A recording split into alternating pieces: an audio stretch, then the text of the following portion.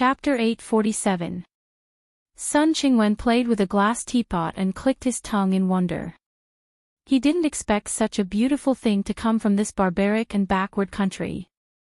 This group of people from the Yun nation had stayed in Lan City for more than half a month. They were most interested in the mirrors, glassware, and spices sold by the imperial family. Although they were expensive, they weren't considered expensive. If the same things appeared in the Yun nation, the price would probably be higher. The only thing that made everyone unhappy was that there were two kinds of items, and the aboriginals were only selling them for 1/10 of the price. Even if it was 10 times the price, he still felt that it was cheap. This showed how profitable these items were. These days, there were people who wanted to find two aboriginals to buy on their behalf, but unfortunately, they didn't succeed. Those barbarians actually didn't want to earn money. It was really hateful. Young Master Jiang Biabu requests an audience. A report came from outside. Sun Qingwen revealed a happy expression. Let him in quickly. Hurried footsteps were heard, and soon, a young master of about the same age and dressed in a brocade robe was brought in. Yongjiang City and Hu City weren't far from each other, so they knew each other. These days, their relationship was very good. The young master laughed when he saw Sun Qingwen. Brother Sun, you really can sit still. If I don't go out for 2 days, I will definitely suffocate to death. Sun Qingwen smiled. Brother Jiang has a lively nature, which makes me very envious. Then, his tone changed. This Lan City is called a capital city, but in fact, it is inferior to a small city in the Yun nation. There is almost no entertainment in the city, and it is very desolate. Moreover, the descendants of the barbarian officials can be seen everywhere. They are rather barbaric and fight all day long. A few days ago, a few people from the Qian family and the Ai family's Ai Wenfu were injured by a woman. It is said that she is the granddaughter of Hong Wu. On that day, Ai Wenfu and the Qian brothers even went to the Hong residence to give gifts. Thinking about it, it is quite ridiculous. If we didn't need those barbarians. Jiang Biabu snorted with contempt and a trace of anger in his voice. In any case, the Qian brothers and Ai Wenfu had the same status as him. When they were injured, he also felt the same way. When they were in the Yun nation, when did they suffer this kind of humiliation? We are under the eaves. Now that the Yun nation is dead, Great Xia can't even take care of itself and can only take shelter under these barbarians. Sun Qingwen sighed slightly. Then, he raised his head and smiled. Let's not talk about these annoying things. We will return in 2 days. When we return to the Yun nation, we must have a good drink. There's a little Yang Chun in my Hu City's red-leaning brothel. Her features are quite similar to that one, and she's extremely seductive. She was originally my bud, and I've been sick of her for a long time. However, when I saw that one, my heart was greatly moved. When I go back, I must properly torment her. As he spoke, he pointed in the direction of the imperial city. Jiang Biabu revealed an extremely interested expression when he heard this. There's such a thing. How much imagination. Sun Qingwen thought for a moment and extended 4 fingers. 4. It's a little low. Jiang Biabu looked disappointed. 40% resemblance. They didn't look alike at all. Sun Qingwen shook his head and lowered his voice. Who is that person? A famous expert in the world, and an emperor at that. How could an ordinary woman cultivate such beauty and temperament? 40% resemblance is already not low. The most important thing is that this person can be casually played with. As long as you imagine it in your mind, that feeling, heh. Jiang Biabu thought about it and revealed a fascinated expression. Then, he laughed softly and said, Zhao Prince Consort really got lucky. The two of them laughed and chatted in low voices for a while. Brothels and romantic affairs were common in the Yun nation, and they were already used to it when the news got out. After a while, Jiang Biebu said mysteriously, "I came to look for Brother Sun today because I found a good place to go." "Oh. Tell me about it," Sun Qingwen asked. "There's an alley with 4 courtyards in Lan City, and there's a golden jade pavilion." "So it's there. I found out about it on the first day," Sun Qingwen said indifferently. "If it's just a brothel, there's naturally nothing to say. However, there's an earth will expert as a prostitute." After Jiang Biebu finished speaking, he waited to see the other party's reaction. As expected, he was shocked. "Earth will expert? Isn't that so? It's said that they're the elders of a few sects in the Yun nation. They're young, but they're all geniuses of the generation. In the past, even though our backgrounds weren't low, it was impossible for us to get involved. However, since they've fallen to such a state, they might even be happy to see us." Jiang Biebu smiled. Earth will experts could be worshipped even in the warlords' residences, and they had to spend a lot of money to support them every year. Furthermore, these were ordinary earth will experts. One had to know that earth will experts were also divided into different grades. It was said that the girls in the brothel were all good-looking and young. If they were placed in the various sects, they would be considered geniuses. It was not easy for them to even meet them. Now that they had landed in a brothel in Lan City, this made him think about it. He was willing to lose 3 years of his life just by sleeping with them once. "We're going back the day after tomorrow. Before we leave, we have to test out the martial arts of those geniuses and fight them for 300 rounds. We can brag about it when we go back." After Jiang Biebu finished speaking, Sun Qingwen was also tempted. He laughed and said, "I can't be left behind for this kind of thing." Just as the two of them were thinking about going to Jinyu Building to pick a few geniuses that were usually out of reach, more than 10 aboriginal men came to the courtyard. One of them was more than 2 meters tall.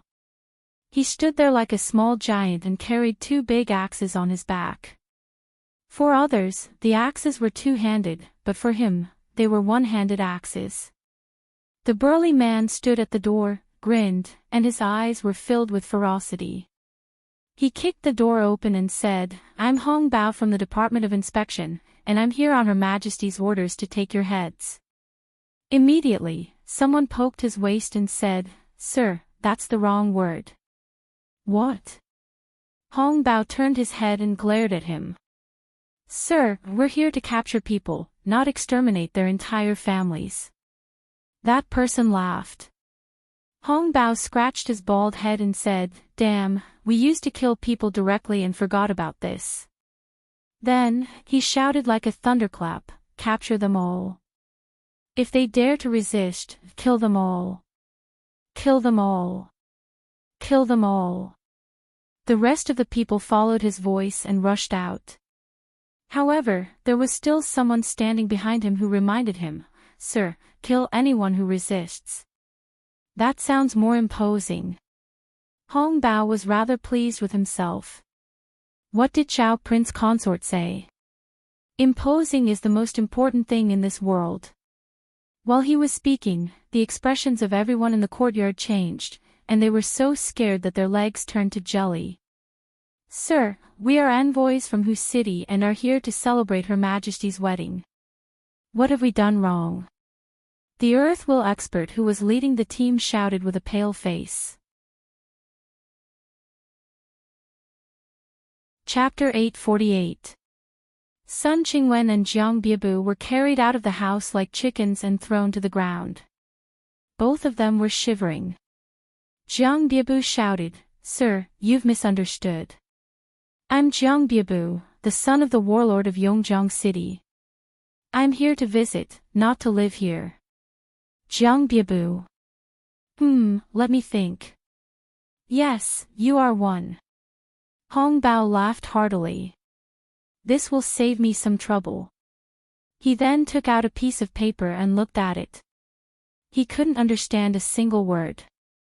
He threw it to the person behind him and said, "You read it." The person behind him didn't even look at it and threw it to another person. "You read it. Don't you know that I can't read?" the other person scolded fiercely. "Where's little 15?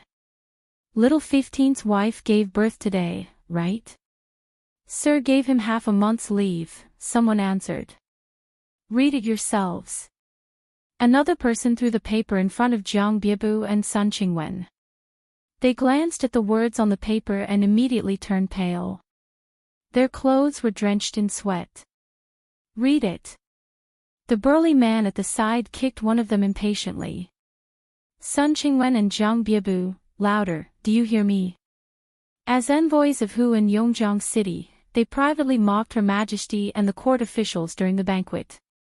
Their words were disrespectful. Damn it, how dare they criticize Her Majesty? Hong Bao's eyes widened when he heard that. He kicked Jiang Biebu's chest, causing him to spit out blood in midair, and his chest caved in. "Pfft, how dare you? See if he's dead. If he's dead, say that he dared to resist. If he's not dead, help him and let him die quickly." Hong Bao scolded. "Sir, I'm afraid you'll be punished for this." "What's there to be afraid of? How dare he criticize Her Majesty in private? Tomorrow, I'll bring some people to wash him in blood in whatever city." Hong Bao scolded with his eyes wide open. Sun Qingwen immediately went limp, and a puddle of yellow liquid flowed down. Initially, he still had some hope. At that time, it was mainly Jiang Biebu who said it. At most, he would receive some punishment and think of a way to remedy it. He didn't expect the other party to kill him directly. Now, his intestines were green with regret. "If I had known earlier, I wouldn't have been so talkative." But at that time, the two of them had lowered their voices so low that it was impossible for others to hear them. How did it get out? Not only was his intestines turning green with regret, even some of the young masters who were eavesdropping outside the wall, who had been cautious with their words and actions, were still fine. Some of them who had spoken disrespectfully these days were so scared that their faces turned green. At this moment, a person separated the crowd and strode into the courtyard. "Sir, this is inappropriate." The people outside the courtyard were still wondering who was so daring. When they saw the figure, they were all shocked. Lin Mengxing. Why is he getting involved in this mess? Let's take a look. Hong Bao was furious when he heard Lin Mengxing's words. When he turned his head and saw that it was someone from the Yun nation, a sinister smile appeared on his face, and a murderous aura emanated from his body. "Sir, I'm Lin Mengxing. I'm currently working in the Black Bamboo Academy, and I'm your courtier." Lin Mengxing wasn't afraid at all in the face of Hong Bao's murderous aura. "Kid. What did you say?" Hong Bao wanted to kill Lin Mengxing at first, but after hearing that Lin Mengxing was working in the Black Bamboo Academy, he recalled that he had heard of such a matter. However, he didn't restrain his murderous aura and continued to emit a threatening aura. "Sir, did Her Majesty order you to arrest or kill people?" No matter what these two people said or did, even if they were convicted, Her Majesty will be the one to decide. A country has its laws, and a family has its rules. This is the case for both the Yun nation and Dayo. It's inappropriate for Sir to make decisions based on your personal preferences. Then, he softened his voice and said, "Sir, the Yun nation has just surrendered, and the people are in a state of panic. These two people have special identities. They are envoys from the warlords. Although their statuses aren't high, their significance is different. Sir represents the imperial court and Her Majesty. If you kill people at will, it will inevitably cause the people of the Yun nation to feel insecure, and there will be chaos in the end. The statuses of these two people aren't much, but if you kill them at will, the impact will be huge.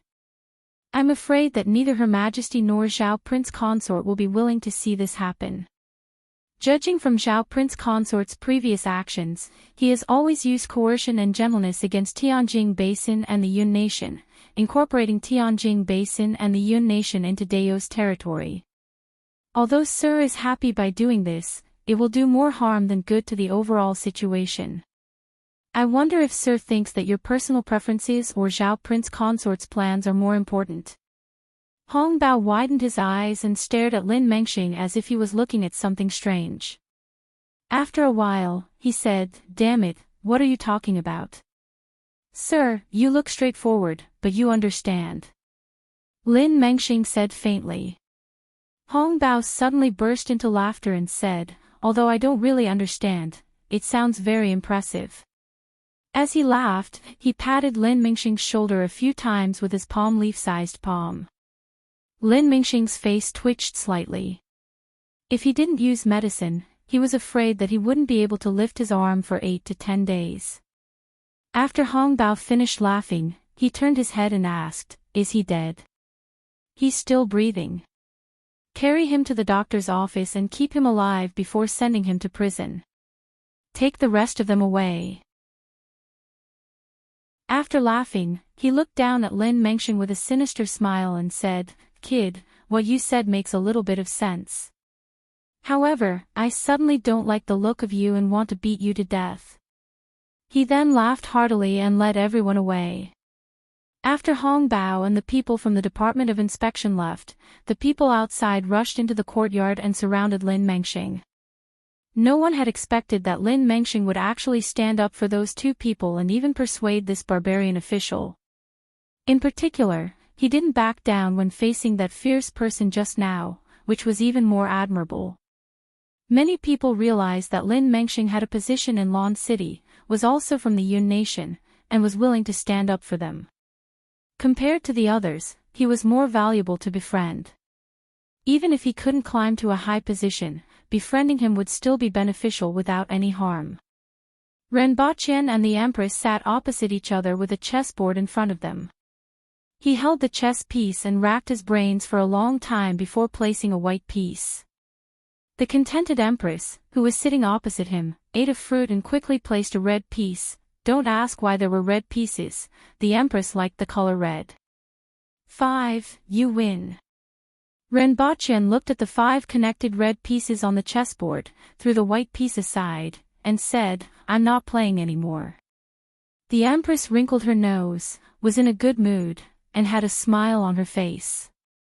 Ren Baqian's flustered and exasperated look made her happier than admitting defeat.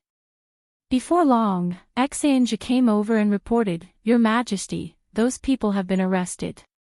At the same time, she handed over a piece of paper and said, "This is from the rearguard commandery." The Empress took a look and threw it to Ren Baqian. Ren Baqian took it, looked at it carefully, dusted it, and said, "This Lin Mengxing is quite interesting. Hong Bao is too daring. I ordered him to arrest them, but he actually dared to kill them." The Empress was concerned about another matter. Ren Baqian laughed and said, "It's also because your Majesty holds a high position in his heart and can't stand others speaking ill of you. Even so, he can't be punished." The Empress said. Ren Baqian was slightly curious and asked, "What is your Majesty going to do?" The Empress thought for a while and said, "He will be fined half a year's salary." Ren Baqian nodded. This was a punishment that wasn't too light nor too heavy. Reward him with another 1,000 taels of silver. At least I like his way of thinking. The Empress said again. Hong Bao's annual salary is only 800 taels of silver, but he still earned it.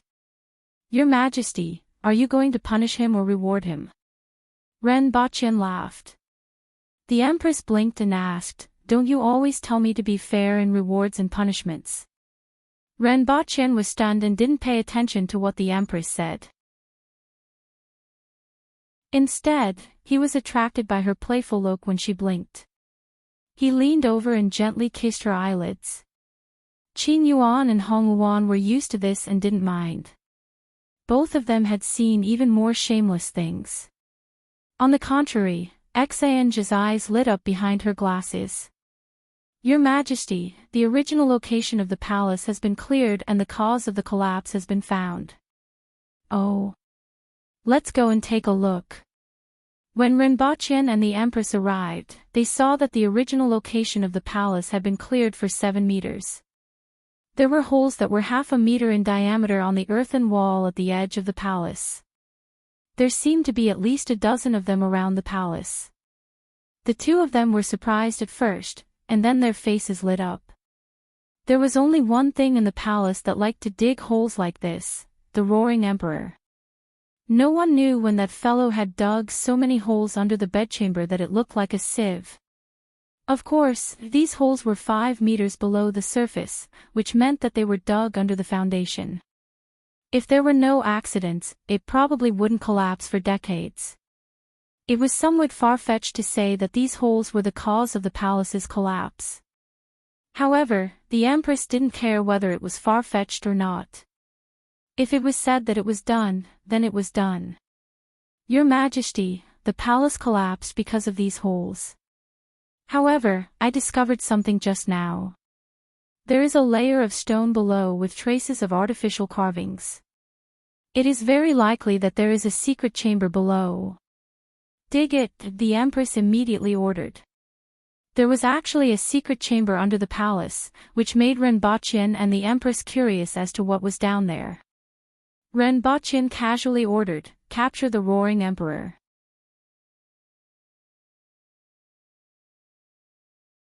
Chapter 849.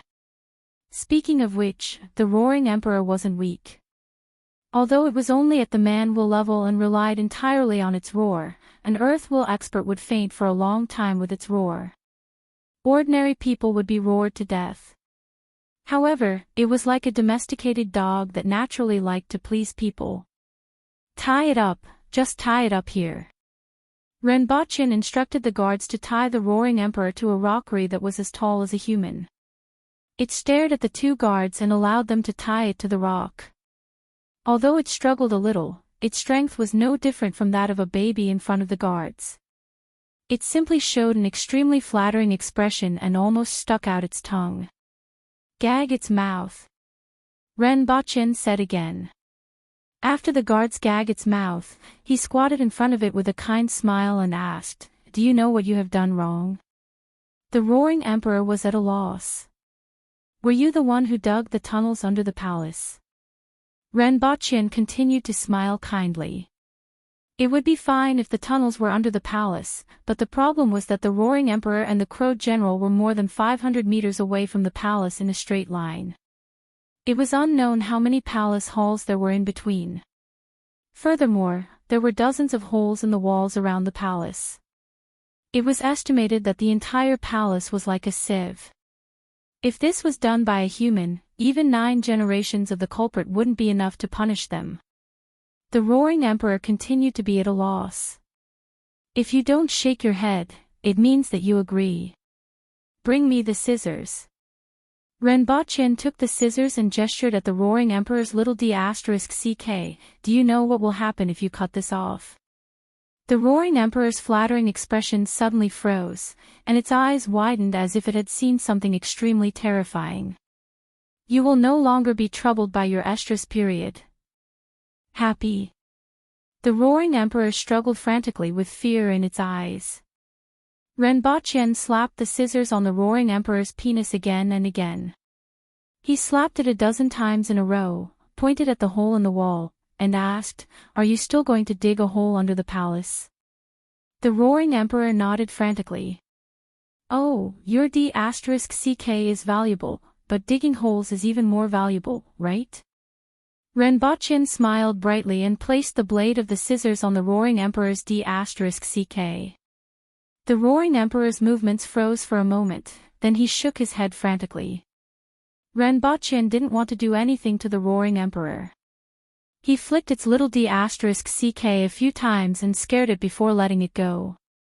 As soon as the Roaring Emperor landed on the ground, it instinctively wanted to dig a hole to escape. However, its tail was stepped on. She turned around and saw Renbachien looking at her with a kind face. A fawning smile subconsciously appeared on his face. After being flicked dozens of times more, the roaring emperor looked at its own d*ck, wanting to cry but having no tears. After confirming that it was only a little swollen, it did not make another hole this time. Instead, it ran away like a wisp of smoke. Renbochin shook his head slightly. This guy was too fast at digging. The moment he landed, he had already dug a hole that was 1/2 meter in diameter and 1/2 meter in depth. The Empress was still staring at the excavation site. At this moment, a corner of the excavation site had already been cleared. 9 meters below the original bedroom, there was a piece of grayish-white rock. The surface of the rock was flat, and it could be confirmed that it was created by humans. He reckoned that there might be some sort of secret room under the rock. At this time, they were expanding the excavation area to search for an entrance. He walked to the Empress's side and said, "Your Majesty, we can start preparing the new palace." The Empress tilted her head and looked at him. "Your Majesty, you don't want the palace to collapse one day, right?" Renbochin smiled bitterly. Currently, the bottom of the palace was like a sieve. It might collapse one day if there was a heavy rain. If a large area of the palace collapsed one day, one could imagine how great the impact would be. At that time, rumors would spread everywhere, and there would definitely be a big mess. As for plugging the holes under the palace, Renbochin did not even think about it.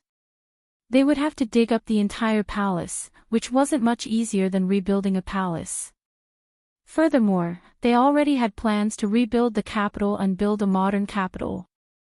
They originally planned to build it after the roads were repaired, but now, they could prepare ahead of time. When the Empress heard what Renbochin said, she immediately recalled the incident where the two of them fooled around until the bedroom collapsed. Her face looked as if it was dripping blood. Her small fists hammered Renbochin's chest. In response, Renbochin was sent flying. He directly crashed into a tree that was as thick as the mouth of a bowl, causing a rain of petals to fill the sky. The cleanup work continued for another day. After clearing one round along the earthen wall, they realized that the area of the rock underneath was actually larger than the bedroom. In the end, the Empress simply resorted to violent means. She directly punched down and directly opened a skylight. With one punch, the Empress smashed a huge rock with a radius of 2 meters, revealing a passage that was 4 to 5 meters tall. The passage was actually paved with white jade, and at the same time, a dusty smell assailed their nostrils. "Your Majesty, this place has been sealed for an unknown period of time. The air is so turbid that people can't go down. We have to leave it here for at least a few hours." Renbochin stopped the Empress, who immediately wanted to go down and take a look. Although they could also put candles down to see how the oxygen was, Renbochin felt that the smell would definitely be bad after being sealed for an unknown period of time. In any case, it was just here and wouldn't run away. "That's settled then," the Empress immediately said.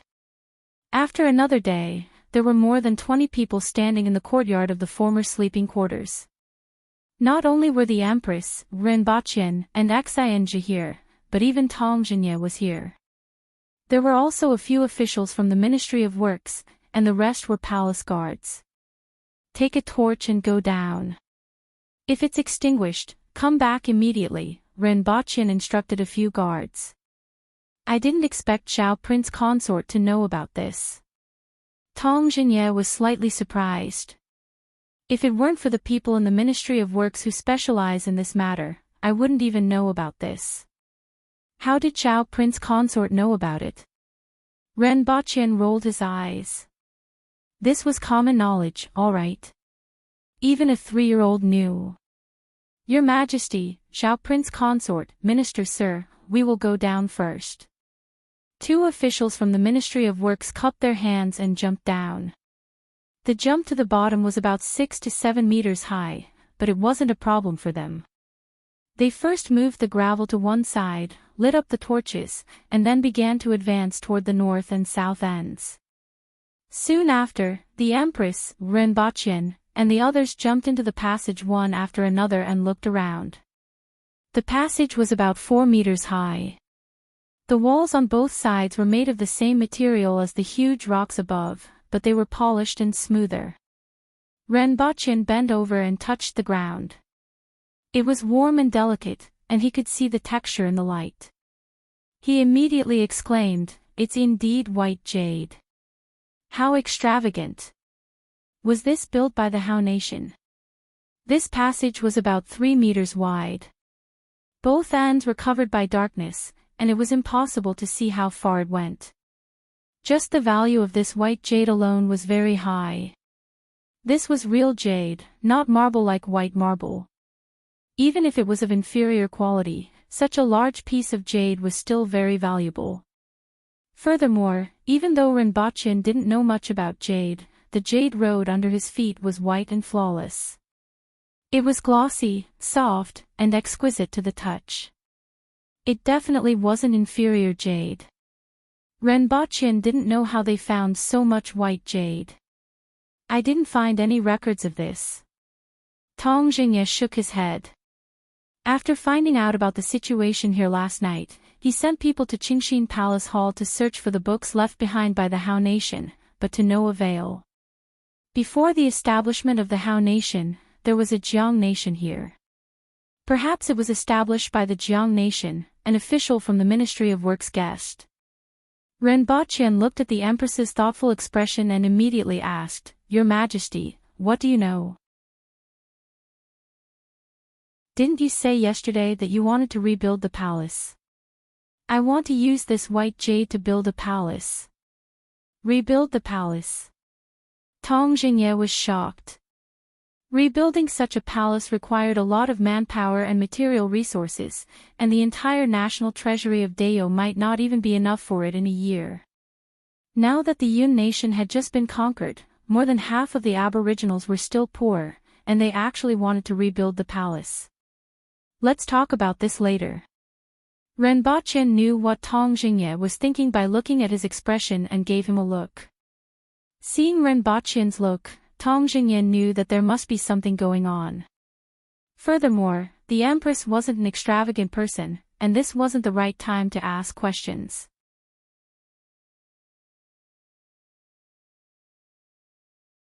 Chapter 850. 2 guards and an official from the Ministry of Works were holding torches and looking at the drawings on the wall. When Renbochin and the Empress came over, the 3 of them gave way and said, "Your Majesty, it's here." Then, they waved the torch forward and said, "It's all the way to the front." Renbochin, the Empress, and the rest stopped and looked up. They saw that the drawings on the wall were about half an inch deep and had smooth edges. Tong Jingye traced the markings with his finger and said, "It was carved by a finger. The finger is about 30% narrower than mine, and it was drawn by someone other than the Aboriginals." This wasn't surprising.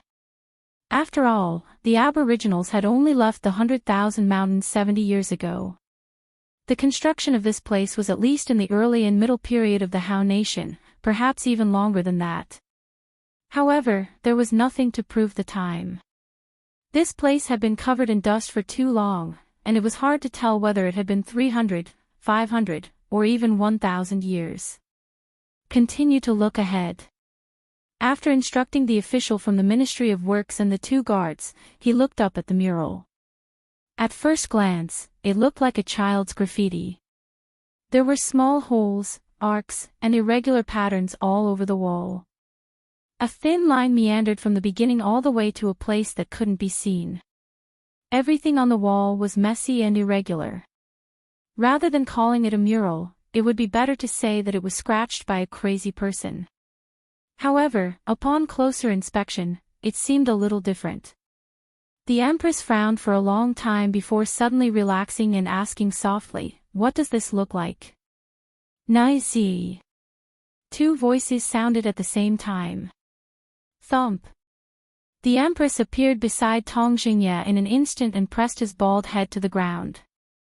His entire head was pressed into the ground, and the ground was filled with cracks. "Your Majesty, this white jade is to be used to build a palace." Renbochin was a little distressed, mainly because he had spoken the truth just now. The Empress still hadn't vented her anger, so she stepped on Tong Xingye's head again and said coldly, "If you continue to speak without thinking, I will hang you on the top of the city wall so that the commoners can pay their respects to the Minister of Works." She then turned to look at Renbochin and realized that his gaze was constantly moving up and down her chest. Her pretty face quickly flushed, but her eyes were flickering with a dangerous glint. Renbochin was already considering taking the initiative to press his head to the ground so that it wouldn't hurt too much. "There's a door here." The voice came just in time. He felt that they should be given a Dayo Peace Prize. The Empress gave Renbochin a look that said, "Just you wait, I'll teach you a lesson later." Then, she walked forward. A crashing sound came from behind. Tong Xingye pulled his head out and patted the dust off it. He then looked at Renbochin with hidden bitterness. Renbochin responded with a smile that said, "We are different."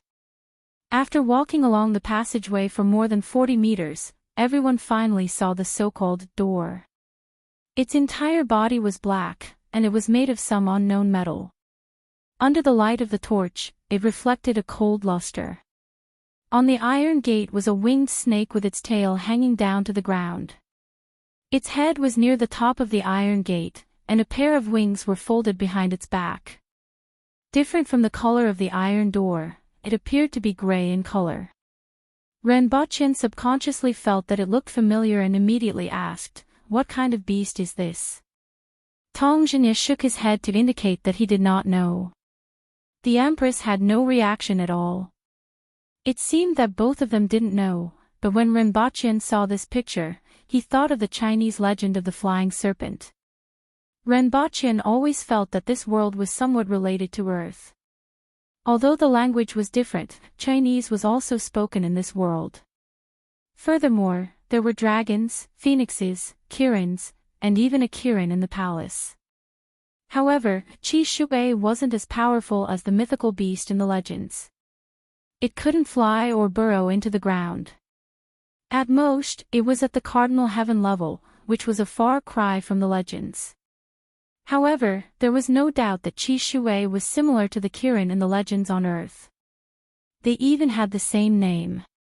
With these similarities, the appearance of another soaring serpent from Huaxia mythology in this world was not too surprising. However, Renbochin didn't voice out his conjecture.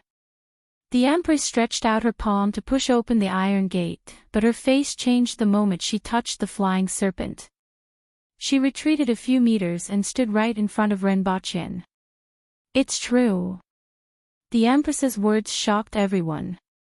Everyone thought that the beast on the gate was a carving and didn't expect it to be a real beast.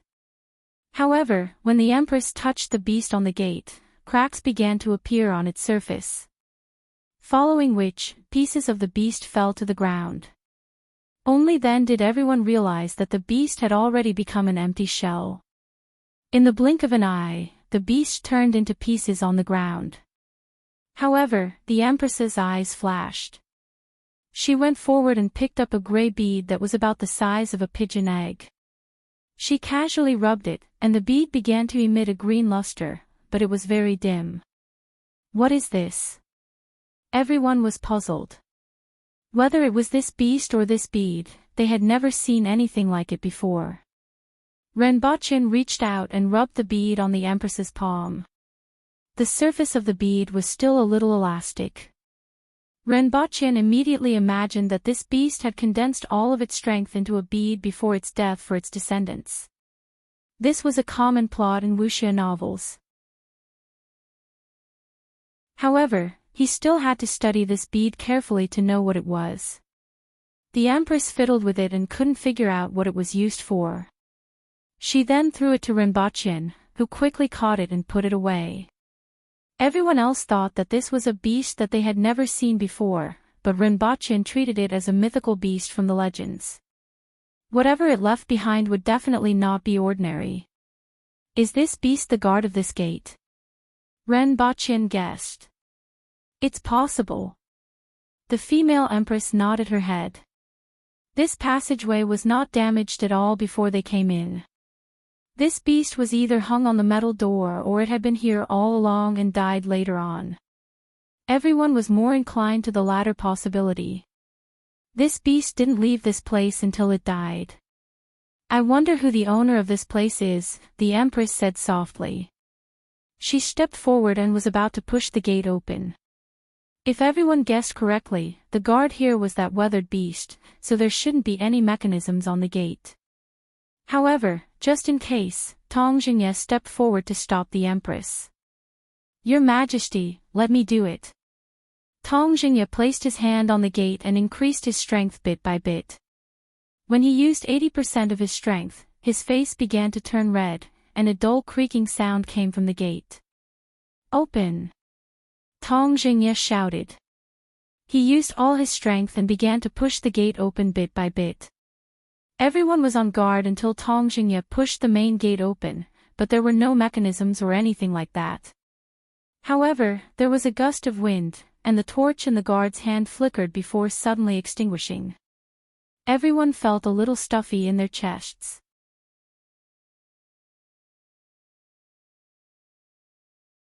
Chapter 851. Who lights the candle and blows out the lamp? It sounds pretty powerful. The Empress was still a little confused after being pulled outside. It's just a legend. In fact, there's a lack of oxygen inside. Renbaqian sat cross-legged on the ground and laughed. Oxygen. I think I've heard of it before. The Empress pondered and waved her hand. Qin Yuan and Hong Luan carried 2 chairs over. There are actually different components in the air, such as nitrogen, hydrogen, ozone, oxygen, carbon monoxide, and carbon dioxide. There are also various inert gases. Among them, oxygen is what living things need to survive. Without oxygen, they will suffocate to death. Renbaqian rested his elbows on the chair and was too lazy to get up. In fact, it was cooler under the shade of the trees. In addition, some of the gases in this world were different from those on Earth. This was a conclusion that the research institute had obtained from some microorganisms. However, Renbaqian didn't bring back a bottle of air, so he naturally didn't verify it. The Empress sat on a chair and waved her hand while listening to Renbaqian's explanation. Bring me some wine. It's unknown how long it's been sealed down there. Some invisible microorganisms will consume oxygen, and after a long time, there will be a lack of oxygen. If an ordinary person goes in, they will die in a few minutes. There may also be some other gases sealed inside, which are harmful and not beneficial. Therefore, ventilation is needed before going in, Renbaqian explained to the Empress. Tong Jingye and the officials from the Ministry of Works found it interesting and couldn't help but ask, why did the torch go out? They knew about this phenomenon, but didn't know why. It's because of oxygen. Not only do living things need oxygen, but flames also need oxygen. If there's a lack of oxygen, the flame will go out. Renbaqian's explanation made them even more interested. This so-called oxygen can really play a lot of roles. Under normal circumstances, it will take at least half a day for ventilation to go in, one of the officials from the Ministry of Work said. It's easy to speed it up. Find someone in the passage and strike at the door with all their might to drive the air flow and accelerate the air exchange. This will shorten the time. Xanjia. The Empress called out softly. I'll arrange it, Your Majesty. Xanjia had never been slow to respond to official matters and immediately understood. Soon, the sound of an empty palm striking the air could be heard from the pit. It sounded like a huge object was being waved, but it was somewhat different. This was much more useful than using a fan. Sir Tong, what era do you think this is from? Renbaqian asked. Tong Jingye shook his head. I don't know much about this. Renbaqian had a vague idea that this passage was probably left behind when the human race was chased out of this place, or perhaps not long after that.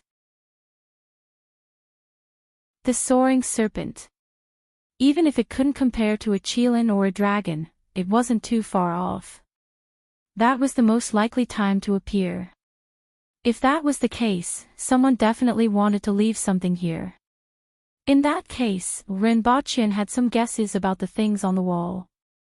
Your Majesty, what do you think that portrait is about?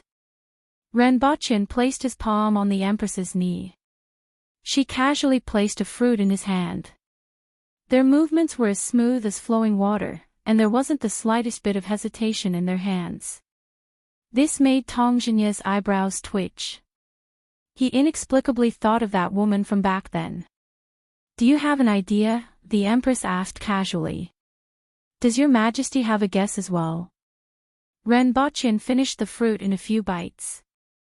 I think it might be a road map, Rinpoche said bluntly. This is the map of the 60,000 mountains. The first place we saw when we went down was the forest pillar screen. When we got close to the door, we would be in the depths of the 60,000 mountains, the Empress said. Your Majesty can actually recognize the other party's drawing skills. Rinpoche was very impressed. Being able to recognize a map of this level was already a kind of ability.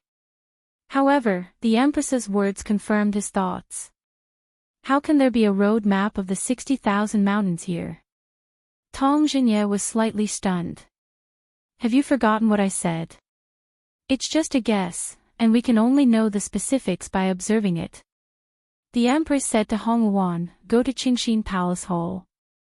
There is a map of the vicinity of the forest pillar screen left behind by the Han Nation there. Go and get it. She then snorted and said, this map was drawn when the Han Nation attacked the mountain stronghold. After Hong Wuan left, Tong Jinye's face was gloomy. He recalled the things that His Majesty had said. The human race had been driven here from a distant place, and there were less than 100,000 of them.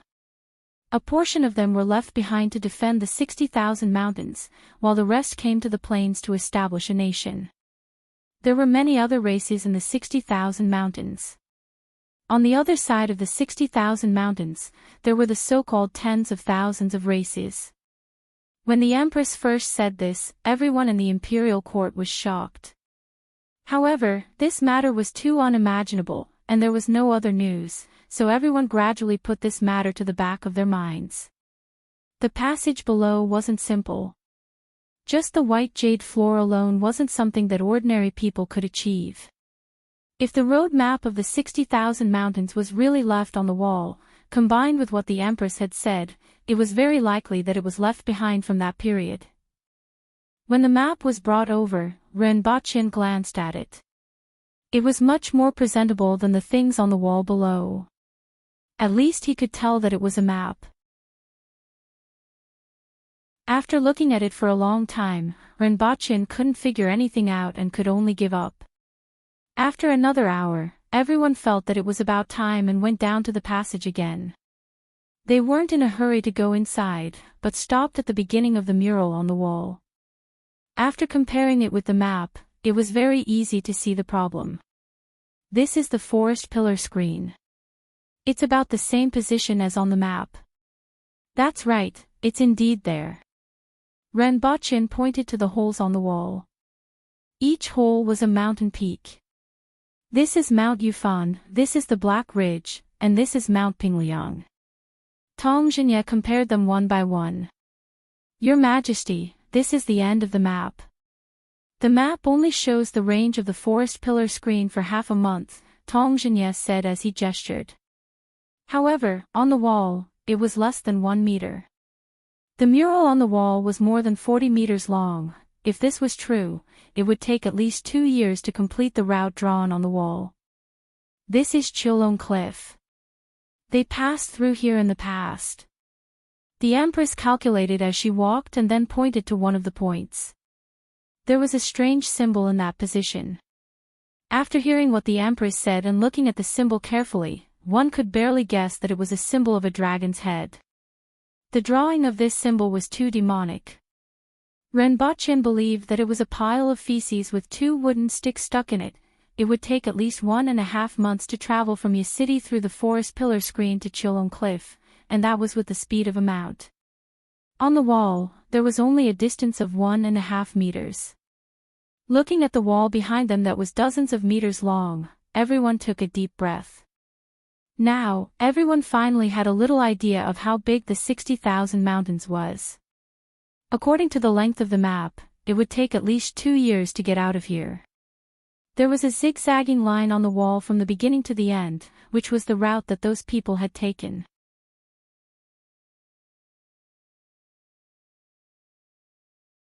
Chapter 852. The sound of footsteps resounded in the passage, and no one paid attention to the route map on the wall. Everyone was looking forward to finding out what was in that secret chamber. When they first discovered that there was a building under the palace, they thought that it was a hidden treasure of the How Nation. However, the evidence at this moment indicated that this passage and the secret chamber should have been left behind by the humans after they evacuated here a long time ago. Compared to the things left behind from this period, wealth was nothing. Even if the Aboriginals were poor, even if Deo had no money, even if they had a lot. Anyway, even if they had no money, they could still rob others. In any case, the Empress's 3 views had never been correct. To her and even the imperial court, robbing other nations was as right as eating and drinking. The guard held a torch and entered the secret chamber first. The light from the torch immediately illuminated the secret chamber. However, the secret chamber was unexpectedly large, and the light from the torch couldn't illuminate the entire place. After passing through the door of the secret chamber, the space expanded to the sides. The entire secret chamber was 20 meters wide, and the floor was completely paved with white jade. After walking a few meters forward, a white jade bridge appeared in front of them. On both sides of the bridge was a pool that was full of yellow-brown liquid that emitted a gloomy aura. Everyone stopped in their tracks. In a trance, they seemed to see a world that they had never seen before. Countless humans in armor and weapons were fighting a bloody battle with all kinds of foreign races. Some had human heads and beast bodies, some had beast heads and human bodies, some were expressionless herdsmen, and there were jade-waisted slaves that filled the sky. There were also people from the 8-armed race that had 4 or even 6 arms. There were also people from races that were 4 to 5 meters tall that were like giants. There were even countless fellows that couldn't be distinguished between foreign races and beasts. All the races were killing each other in this area. However, apart from the humans, all the other races were enemies. Streaks of sword light flashed, and heads flew into the air. The bare-handed warriors tore their opponents into 2 halves. Groups of humans were bleeding in this kind of killing, and their faces were filled with indignation and unwillingness as they fell to the ground with a thud. Shouts, killing cries, the sound of blood splattering, the sound of corpses falling to the ground, the sound of weapons colliding, and even the sound of something breaking through the air rushed into everyone's ears at almost the same time. This kind of tragic scene made everyone tremble all over. It was as if there was a ball of fire pressing on their chests, making them want to scream out loud. A figure rose from the ground, and a red sun leaped out from behind him, stopping about 3 feet above the man's head. Although they were too far away to see clearly, the pressure emanating from that figure caused everyone to involuntarily take a few steps back. Looks of fear appeared on the faces of countless outsiders. Then, the man swung his arms downwards and the red sun smashed down. Boom! His eyes seemed to be covered with flames. The guards' bodies swayed as they woke up from the hallucination, their bodies drenched in sweat. Following them were the officials from the Ministry of Works and Renbachin. The moment he woke up, he realized that he was clenching his fists tightly, and his back was drenched in cold sweat. Everyone looked at each other, and a look of surprise appeared on their faces. What did I just see? Who was that figure? Was that really a human? At that moment, Tong Jinye suddenly shouted angrily. He took a step forward and threw a punch. The wind from his punch whistled, and he didn't hold back at all. It was as if he wanted to smash the enemy in front of him into pieces. However, Just as he threw the punch, Tong Jinye suddenly woke up, slightly withdrew his punch, and staggered. Only half of the punch was withdrawn, and the other half was still thrown forward. The air suddenly exploded with a loud sound, and a gale swept in all directions. This retracted punch caused the air to explode. Renbochin glanced at Tong Jinye. Although this old man was an old hooligan who loved to court death, his strength was really amazing. He might not be weaker than Li Qianqiu and Shi Wanya. However, when he thought about the scene that he just saw, there were actually many people who weren't weaker than Tong Jinye. As for the figure that smashed down the red sun, it was even more frightening. Even looking at that figure from afar was enough to make people tremble. Tong Jinye stabilized his body after throwing the punch, and his face was full of shock. At this moment, the Empress's head was also drenched in cold sweat. After a few breaths, the Empress's figure suddenly leaped backward and actually landed behind everyone. At this time, the Empress gradually regained consciousness, looked around, and her expression changed again and again. An official from the Ministry of Works couldn't help but ask with a pale face and a fearful voice, what happened at this time? Such a tragic battlefield was really terrifying. What everyone saw, was it something that had happened before? This is the Wan tribe? Tong Jinye asked in a deep voice. Renbochin opened his mouth and said in a hoarse voice, this is the Wan tribe. All of you, retreat. The minister of the Ministry of Works, stay behind, the Empress said to everyone after regaining her composure. After hearing the order, everyone didn't dare to stay any longer and retreated out of the door. At this time, the Empress said in a deep voice, that was the battlefield that happened before, and it was recorded by someone using some kind of method. It's the water from the Earth-Een spring. Renbochin pointed to the yellowish-brown liquid in the pond around the bridge and said, I can smell it with my eyes closed. This is the water from the Earth-Een spring. Tong Jinye and the Empress didn't realize the difference between smelling with their eyes open and closed. The Earth-Een spring does have a hallucinogenic effect. The Empress nodded.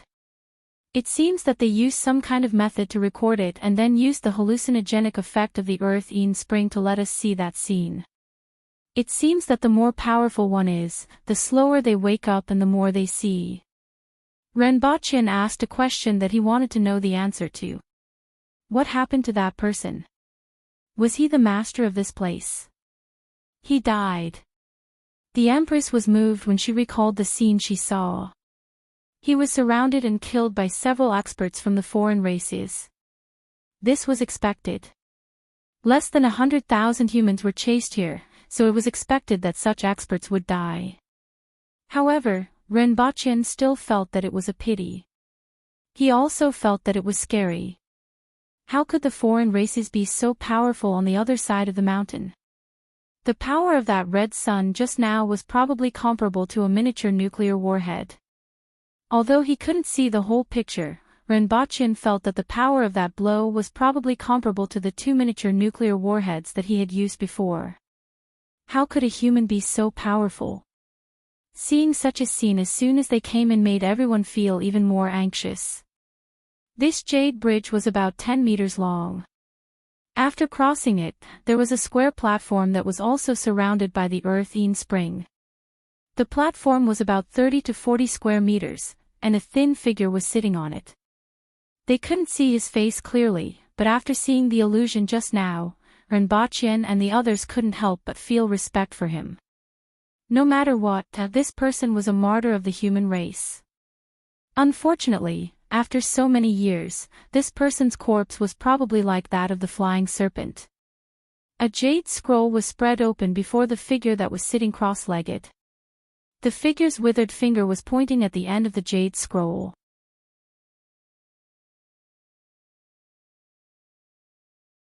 Chapter 853. The moment Renbochin saw those 2 words, a sense of sorrow pervaded his heart. The skeleton in front of him was covered in gray clothes made of an unknown material. Its hair was messy, and its skin was dry and clung tightly to the bones, barely maintaining a human sitting posture. Although he didn't know its identity, judging from the white jade road and the flying serpent guarding the door, this skeleton probably had a high status. During the War of the 10,000 Races, the human race was defeated, and the remaining 100,000 were driven to the barren land. The owner of this skeleton was one of them. After passing through the 60,000 mountains, he perished here, and the last word he left before he died was, "Go home." Renbochen's mind instantly came up with a plot of more than 3 million words, which was enough to write a long novel. The owner of this skeleton was either a ruler or a reclusive expert who was seriously injured after the war with the 10,000 races. He dragged his broken body and led the human race through the 60,000 mountains. When he finally couldn't hold on any longer, he left behind a tomb and an endless desire to go home. This kind of sad plot might be made into a movie that would be very popular. Renbochen subconsciously labeled this place as a tomb. With such a building and 2 skeletons left so deep underground, it looked like a tomb no matter how he looked at it. "Senior, sorry to disturb you." Renbochen cupped his hands toward the skeleton. "If there is a chance, we will definitely return to that land and send you home." Renbochen's face was full of rare respect. The Empress and Tong Jinye were the same. They cupped their hands in front of them to express their respect. Renbochen then stepped forward and carefully pulled out the jade scroll from under the skeleton. Although he was careful enough, the finger was still touched and fell off little by little. Just like the flying serpent, it turned into ashes and scattered on the ground. Until now, no one knew how long it had been since the human race had evacuated here. However, Renbochen felt that he should be able to find out something from this tomb. Renbochen then picked up the jade booklet, swept away the dust, and continued to look at it. The scroll was written from right to left, but Renbochen was used to reading from left to right. Therefore, he directly saw the second last sentence, "I didn't put away my clothes." I just remembered, this change in style was too fast, and Renbochen suddenly felt like vomiting blood. All the sorrow that was originally in his heart vanished. The last 2 sentences were linked together. "I just remembered that I didn't put away my clothes, so I went home." Renbochen felt like he had F***ed a husky. This unknown expert comrade was too down to earth. Also, what time was it? Still thinking about collecting the clothes at home. Renbochen rubbed his head and read it from beginning to end. "I lament that the human race has withered to such an extent, being driven like livestock for tens of thousands of miles, stained with blood and tears. My kin have all been buried somewhere else. Although I don't have long to live, my heart is sad, and I only hope that the future generations can return to their homeland. I sit and think of the past, vividly in my mind. Only now do I remember that I haven't packed my clothes and returned home." There weren't many words on the jade slip, only about 300 or so. The general meaning was similar to what Renbochen had thought. The humans were driven here. This person was seriously injured and didn't have long to live. As such, he left a grave here in hopes that the people who came after him could return to their homeland one day. In the end, he sat here and waited for death. The past was still vivid in his mind, and he suddenly remembered that he hadn't collected any clothes at home. Go home. He guessed that there were a few more words after that. Going home is unattainable. This was the full text. It didn't say much useful. It only mentioned the blood and tears of the human race along the way and didn't mention a single word about the so-called Wan tribe. The 300 words were mostly sentimental words. However, after reading it, the sense of absurdity in Renbochen's heart disappeared without a trace, and his heart was full of regret. Before this person died, he wasn't thinking about the future of the human race or the righteousness of the race. Instead, he was thinking about the trivial matters at home. On the contrary, Renbochen felt that this person was living a more realistic life. The three of them were speechless for a long time after reading it. Renbochin looked around this person and found that there seemed to be something behind him. He went around and found that there were actually a few animal skin booklets and a jade scroll. Your Majesty, there are still things here. Renbochin picked up the booklets and the jade scroll from the ground. There were a total of 4 animal skin booklets. After so many years, they hadn't turned into ashes. Although they were a little brittle, they could still be saved. The Empress took the jade scroll and opened it. There weren't any records about the Wan tribe or that land that everyone wanted to know. Instead, there were some self-descriptions of this person. This person on the ground was called Tingjinji, and he was a member of a sect called the Qingyang sect. The jade scroll recorded some of this person's deeds, and it was like a personal biography. From these words, it was possible to get a glimpse of the situation of that era. For example, this person recorded that there were 5 human emperors in the world at the same time. He had seen 3 of them and fought under 2 of them. For example, at that time, the human race occupied 10 territories and he had traveled to 7 territories. For example, this person recorded that there were 3,000 sects at that time. Generally speaking, this jade scroll was a personal biography, and it was the traces that this person had left in this world. Although it wasn't explicitly stated, it could be seen from the words that this person wasn't a nobody. At the end of the jade scroll, it was written, in the past, there were 3,000 sects, but today, not a single one of them remains. Leaving behind the Qingyang technique, even if I die, the Qingyang of my sect will not disappear. It seemed that the 4 animal skin booklets were the so-called Qingyang technique. The sect that this person belonged to was probably called the Qingyang sect or the Qingyang sect or something like that. After putting away the 2 jade scrolls and the 4 booklets, the 3 of them looked around on the platform and found nothing valuable. The only thing that existed was that skeleton.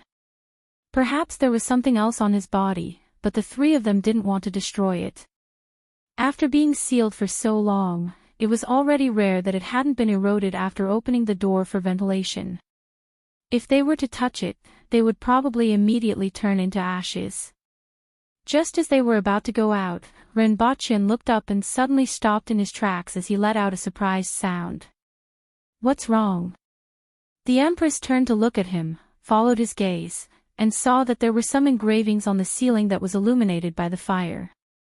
This seems to be a map. Renbochin looked at it carefully. Your Majesty, could this be a map of that area? If the map outside was a map of the 60,000 mountains, then it was highly likely that this was a map of the area where humans once lived. Get someone to copy it later, the Empress said softly. After looking at the 2 jade scrolls, the Empress felt a little heavy and wanted to leave this place. After everyone left, Tong Jinya asked, Your Majesty, do you want to let the other officials know about this? Xanjia informed the 2 elders, the 6 ministers, and the general-in-chief who supports the nation to come over. The Empress then said, they must know. They had to see the illusion in the secret room and these 2 jade scrolls so that they would know what had happened in the past and what would happen in the future. In particular, they had to know about the tragic war in the illusion.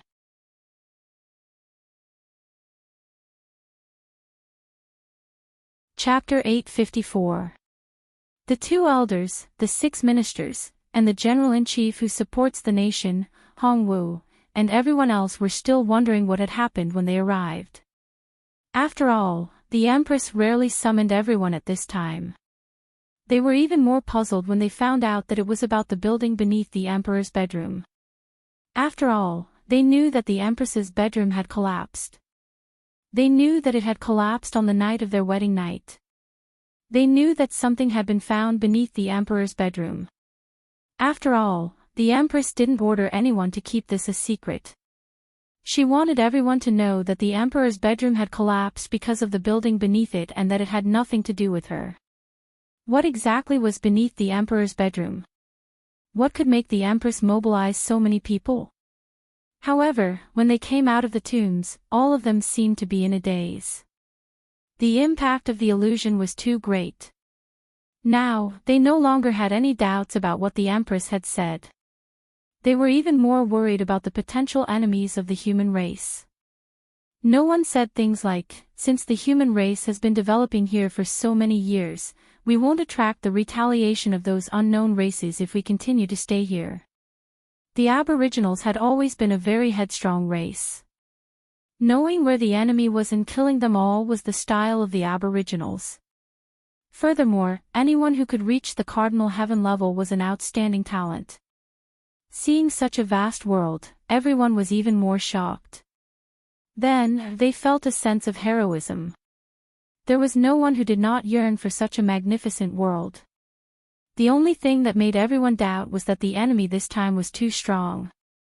In that illusion, the Kismet Heaven experts were only the most ordinary soldiers, and the Cardinal Heaven experts were only equivalent to the elite winged cavalry warriors.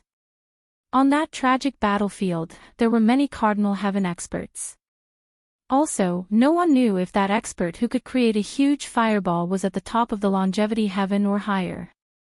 In short, after thousands of years, the human race had not become stronger because of their reproduction. Instead, they had become weaker. Sirs, Her Majesty invites everyone to Zichan Palace Hall for dinner, Xianjia said as she waited for everyone to arrive. Please lead the way, Commander. Zichan Palace Hall didn't have a table for one or two people like in formal banquets. Instead, there was a big pot on the table. The water inside was constantly boiling, and some ingredients were floating up and down. The cauldron was surrounded by plates filled with meat, fresh vegetables, and fruits. There was also a famous dish from Earth, pickled cabbage. Sit down and have your dinner first, the Empress said with a plate in one hand and a pair of chopsticks in the other. Everyone looked at each other. Even though Rinpochian and the Empress often ate hot pot, the Empress basically didn't allow anyone to dine in the palace. Occasionally, the banquets she gave were formal ones. Naturally, everyone had never eaten hot pot before. Take a seat. It's more convenient to talk this way, the Water Empress said. Rinpochian ignored them and poured 2 plates of meat into the pot. He was prepared to strike first and gain the upper hand. The main reason was that it was too stressful to eat with a group of Cardinal Heaven experts. If he didn't make the first move, he would probably only be able to lick the plates. Everyone sat down and imitated the actions of the Empress and Rinpochian. They scooped out the food from the pot to eat.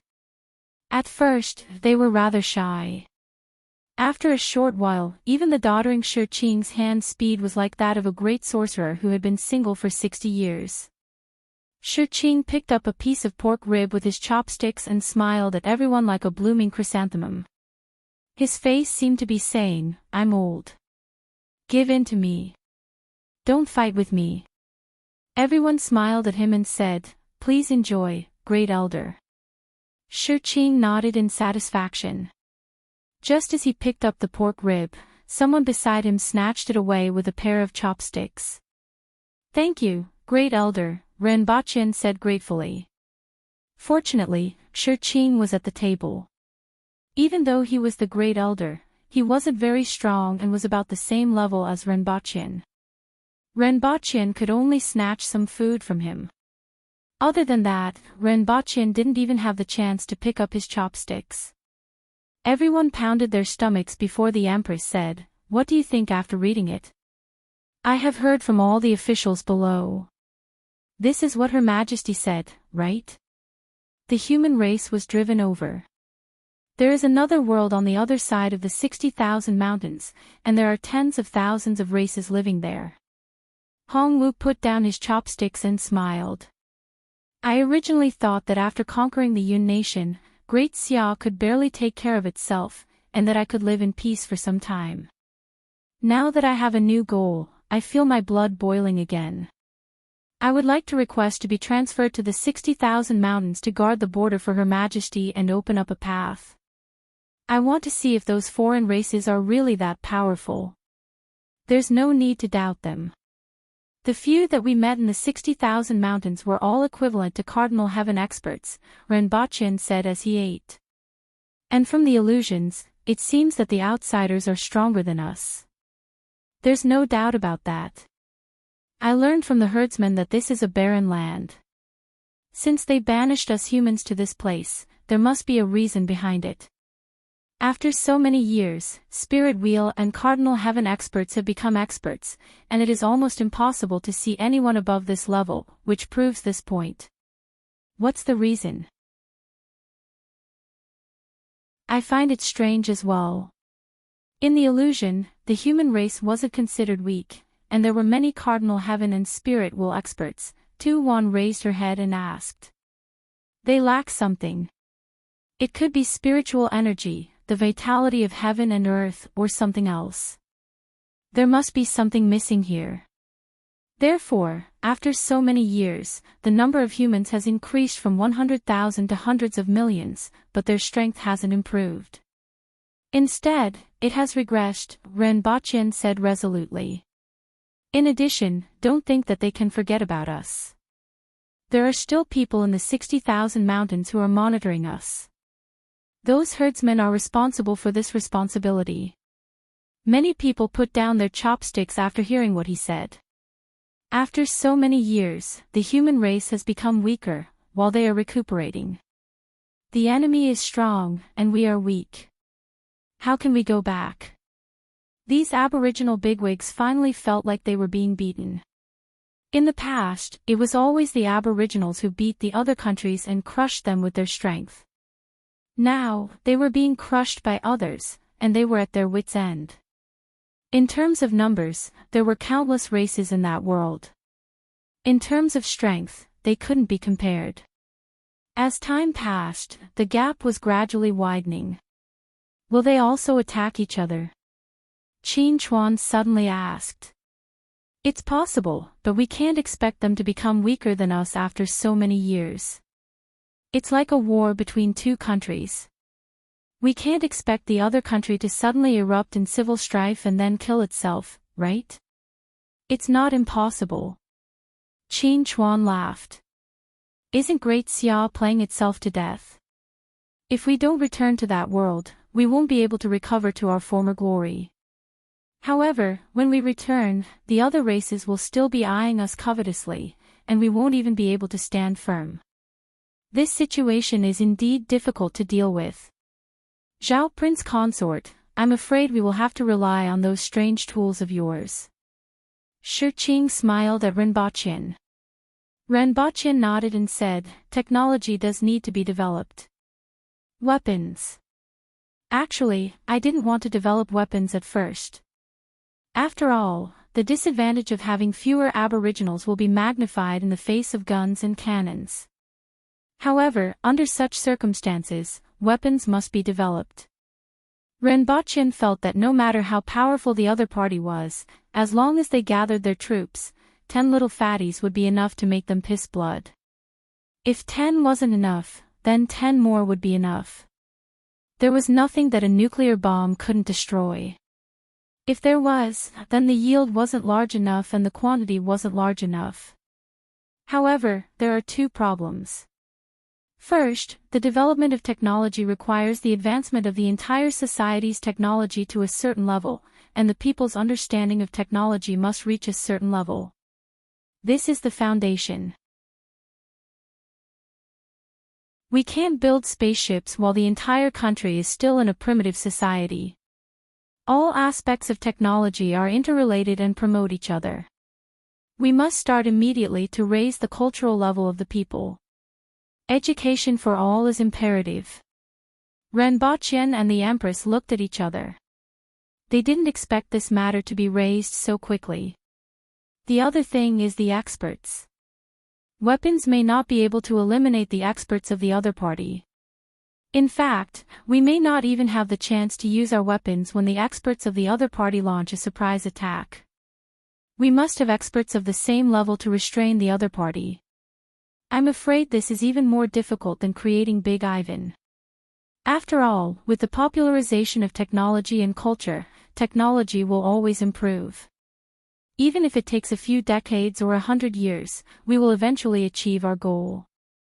As for experts who can contend with the experts of the other party can't be accumulated over time, especially when we are in a land of exile. We may never be able to produce experts who can contend with the other party.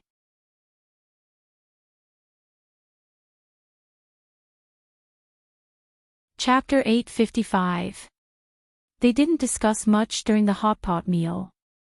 Renbochin proposed universal education, but other than the Empress, no one else understood the importance of universal education. Their thinking was still at the stage of one-man workshops. Renbochin and the students from the academy could handle high-end things, and they could even recruit more disciples. Not only did they understand, but many people also wouldn't let their children learn things that weren't of much use. For the common people, steam engines, internal combustion engines, gunpowder propulsion, and nuclear fission were too far away. They were so far away that they didn't even want to know what they were. Practicing martial arts was the right way. Not to mention that martial arts experts could enter the imperial court, they could also go hunting, which would at least ensure their own survival. It wasn't a problem for individuals to think this way. However, at the national level, if everyone thought this way, then there would be a big problem. According to the normal development of society, this period couldn't be estimated. It was unknown how many years had passed in this world for the productivity of society to reach this level. At most, it was at the level of the Song dynasty, and it wasn't even as prosperous. Renbochin even wanted to use educational incentives to reward people with money or food for every completed year of courses. This way, the people who could only see what was in front of them would have a little interest in learning. It wasn't derogatory to only see what was in front of them, but rather the limitations of this era. Under the circumstances where ordinary people couldn't even guarantee their survival, only what was in front of them was the most important. Renbochin wanted to use incentives to increase people's interest in learning, but the biggest problem was that he didn't have enough money. Although they had conquered the entire Yun nation, they didn't plunder wantonly in order to rule the region. Although they had plundered a lot of money, it only filled the national treasury, which had always been tearfully invested. Compared to Dao's previous national treasury income, there were too many things to do. The financial and material resources consumed by road construction alone weren't small, which couldn't support Renbochin's ideas at all. Therefore, the primary goal was to make money. The prerequisite for making money was to have a stable Yun nation. In the end, it came back to the point that the Yun nation had to be completely stabilized before vigorously developing the economy, education, and productivity to achieve a stage of overall prosperity before the next step could be carried out. This time, it was different from the past. This time, the 6 ministers and the 2 elders understood the significance and future direction of the Yun nation, so there wouldn't be any obstacles in the implementation of various matters. Finally, there's the matter I mentioned before, experts. In a situation where technology hasn't reached the stage where it can crush an individual in all aspects, top-notch experts are indispensable. Their role is undoubtedly huge. Renbochin brought up the past again. Qin Chuan was the first to pat his chest and say, "It's enough that we have the sons of the aboriginals. Once we've broken through the 60,000 mountains, we'll think of a way to find a deserted place and send experts there to train. Since our ancestors could do it, we can definitely do it too." The others also nodded their heads, obviously agreeing with this statement. I can't deny that the ancient race is very powerful. But could the aboriginals defeat all the other races by themselves? With a population of more than 10 million, and in a situation where they were far behind, they were able to produce a high-end force that was enough to fight against the myriad races. If the myriad races were so easy to deal with, the human race wouldn't have been forced to come here in the first place. Do you have the confidence that you can reach the level of the person who can make a big fireball in the illusion? Except for Her Majesty, Renbochin said as he patted the back of the Empress's hand. Your Majesty's talent is unquestionable. Even in this land of exile, Your Majesty can break through at any time. Given Your Majesty's age, it wouldn't be inappropriate to say that Your Majesty is the most talented person in thousands of years. However, is it enough for you to fight alone? To face the myriad races that have lived for an unknown period of time and have a complete inheritance? Or do you want to see Her Majesty risk her life by herself? Zhao Prince Consort, tell me what you think. Shi Qing smiled as he had already guessed what Rinpochen was going to say.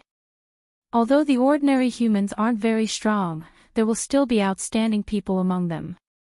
Furthermore, their base number is higher, and the number of people with high awareness is also not small. I remember that only Her Majesty and the Great General are among the top 10 experts, right?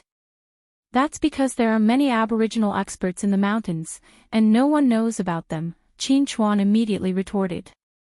Of course, this is one of the reasons, but how many of those experts are there? Although the 60,000 mountains are dangerous, it's also a treasure trove. Are there more Aboriginal experts in the mountains than in the world? As long as the Aboriginals enter the cardinal heaven level, they won't be weaker than ordinary spirit will experts and can even fight 1 against 2. Qin Chuan seemed to feel that Rinpochen was underestimating the Aboriginals and was rather angry. What about Li Yuanzhu? Apart from Her Majesty, who else can compete with her? What about the ball-kicking monster? There's also the second most powerful expert in the world who has been missing for a long time. You want to subdue those experts? The Empress frowned slightly. She didn't know about the others, but she had seen Li Yuanzhu before and had a deep impression of her. It's not impossible. In addition to those well-known experts, there are also those young experts who have emerged. They aren't weak, and if given the opportunity, they may be able to grow to a very high level. There are even some who are talented but have been overlooked. Even if they can't become experts, they can still become warriors, Rinpochen said faintly. Don't forget that if we fail to return to that land, we may not have the chance to start again. Back then, they were forced to suffer heavy losses, and the human race still had experts in charge, so they banished us here. Now, they have long since recuperated, and the strength of the human race is getting weaker. If we go back, they may not just banish us back here. Therefore, this concerns all the Aboriginals and the entire human race. As long as we set foot on that path, there is no room for retreat. Therefore, we need every bit of strength we have. The Aboriginals are part of the human race. I am, and so are they. Even though Rinpoche's speech couldn't be considered impassioned, it was resolute and decisive, and everyone began to ponder over it. Are you going to leak the information about the Wan tribe? The Empress asked. Rinpoche shook his head and replied, not for the time being and not now.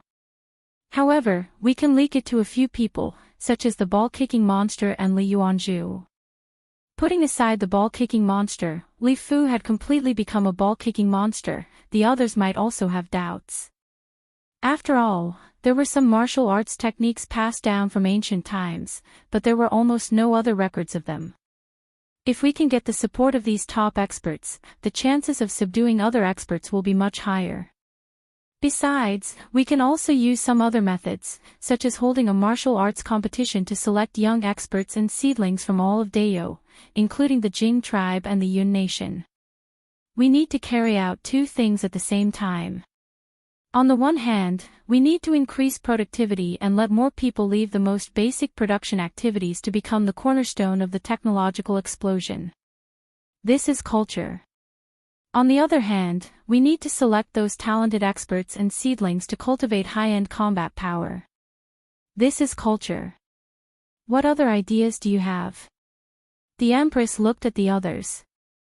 I'm afraid that some of them have ulterior motives, Shi Qing said.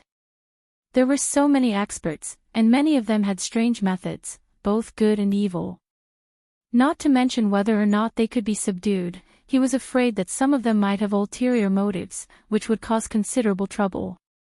It might even cause considerable damage. Among those experts, some of them are relatively neutral and will naturally be the primary target. We can contact those who are uncertain about their good or evil behavior. As for those who are too evil, we can kill them directly. What about Great Xia and the Qin nation? Hong Wu suddenly asked. In fact, these two countries were very important. Not only did they have vast land, various minerals, but they also had a large population base. However, it was obviously unwise to have any ideas about these two countries before they absorbed the Yun nation. Besides, there were other ways to obtain the minerals and population of these two countries besides occupying them. For example, economic plunder and talent absorption.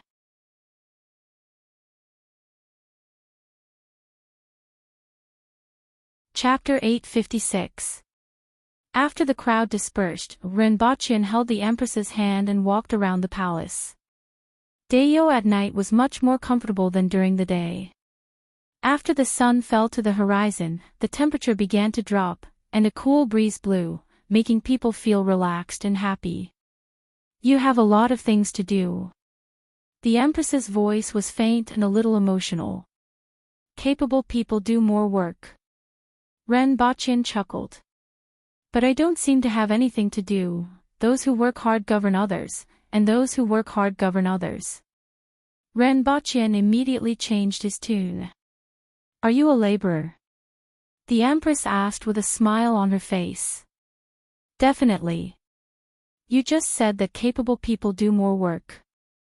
I'm a capable person among the workers. Renbaqian laughed. This wasn't a problem at all. However, Renbaqian did have a lot of things to do now. The academy couldn't be delayed, and he had to choose the breakthrough point in science and technology. After all, according to Dayo's current level, it would take at least a few decades of accumulation to fully promote scientific and technological progress. Therefore, it could only be promoted by human intervention.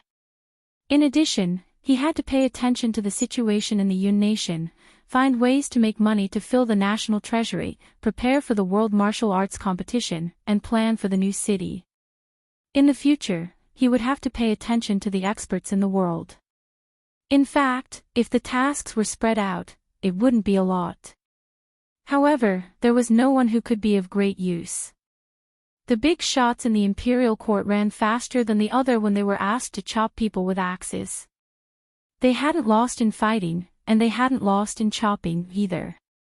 If they were asked to do these messy things, they had to be prepared to be screwed up by them.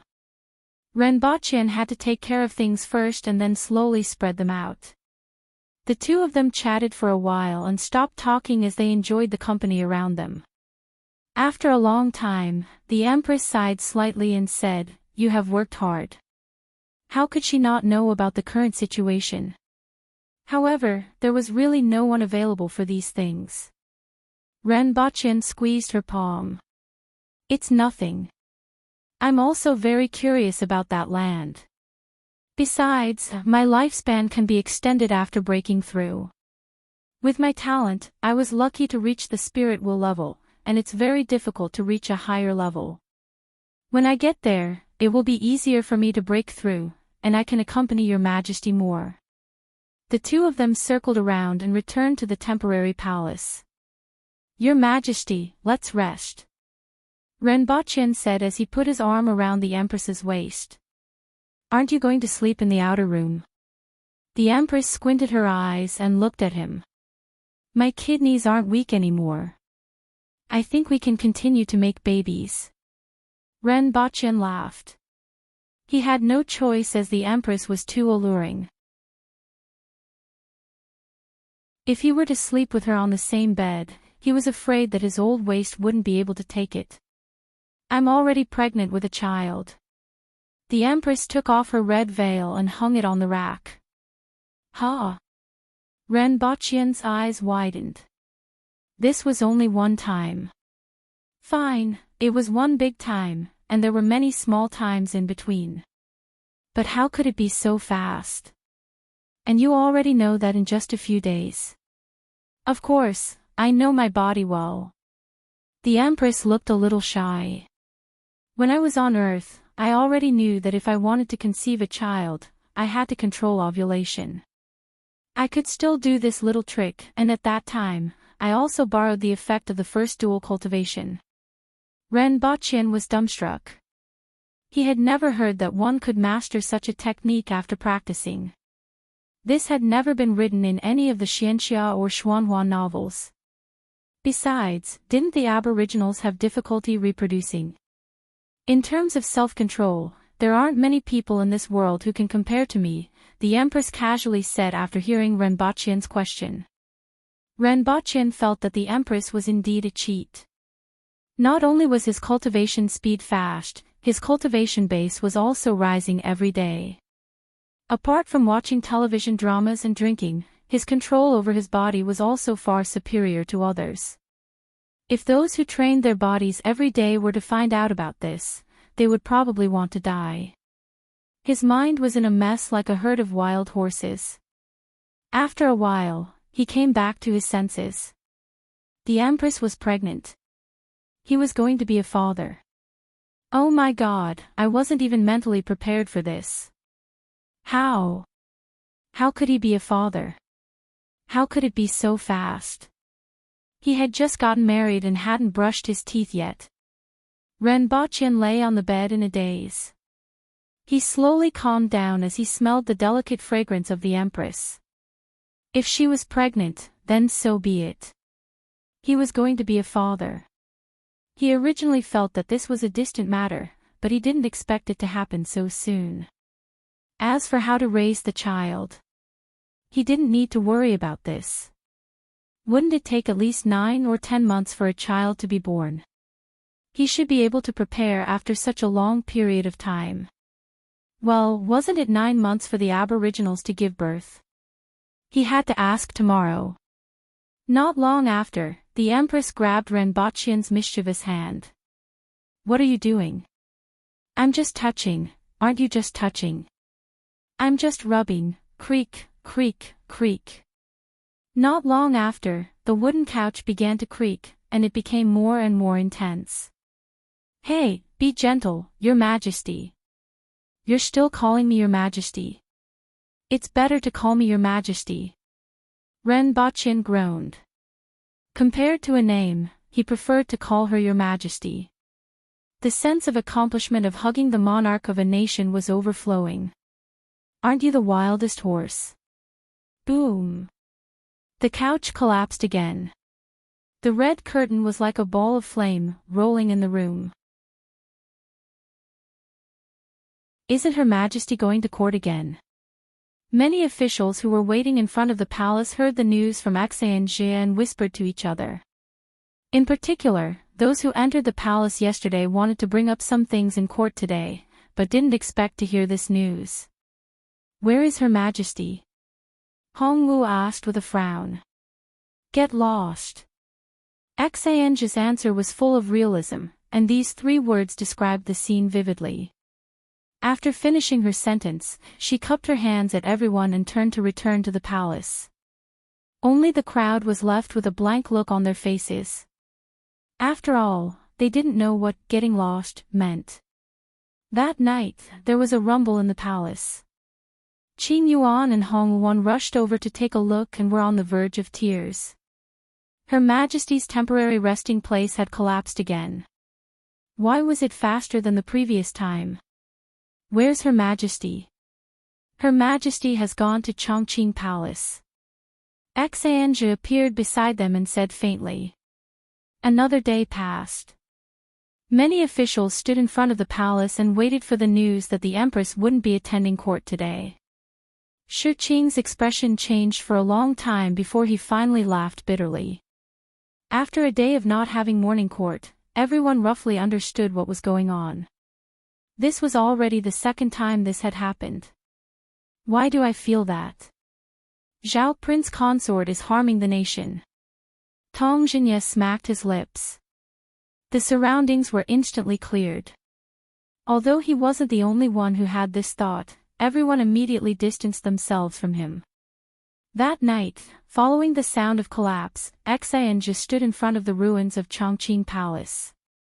Her eyes flickered with uncertainty, and she had a strange expression on her face.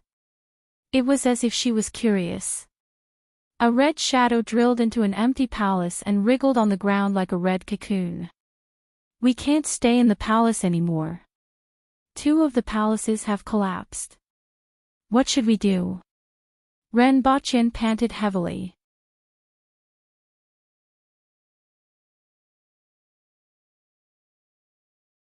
Chapter 857. After another 2 days, Ren Baqian walked out of the palace while trembling with his hands on his waist. Seeing the sun that he hadn't seen for a long time, he felt like he had just survived a disaster. Other than surviving a calamity, there was also a guilty conscience. I've already restrained my strength, the Water Empress said apologetically as she walked out from behind Ren Baqian. He had indeed held back, or else his hip bone would have been broken into 18 pieces. But that wasn't the problem. Ren Baqian felt that he would be blown away by a gust of wind. Even his bone marrow would drop by half a kilogram.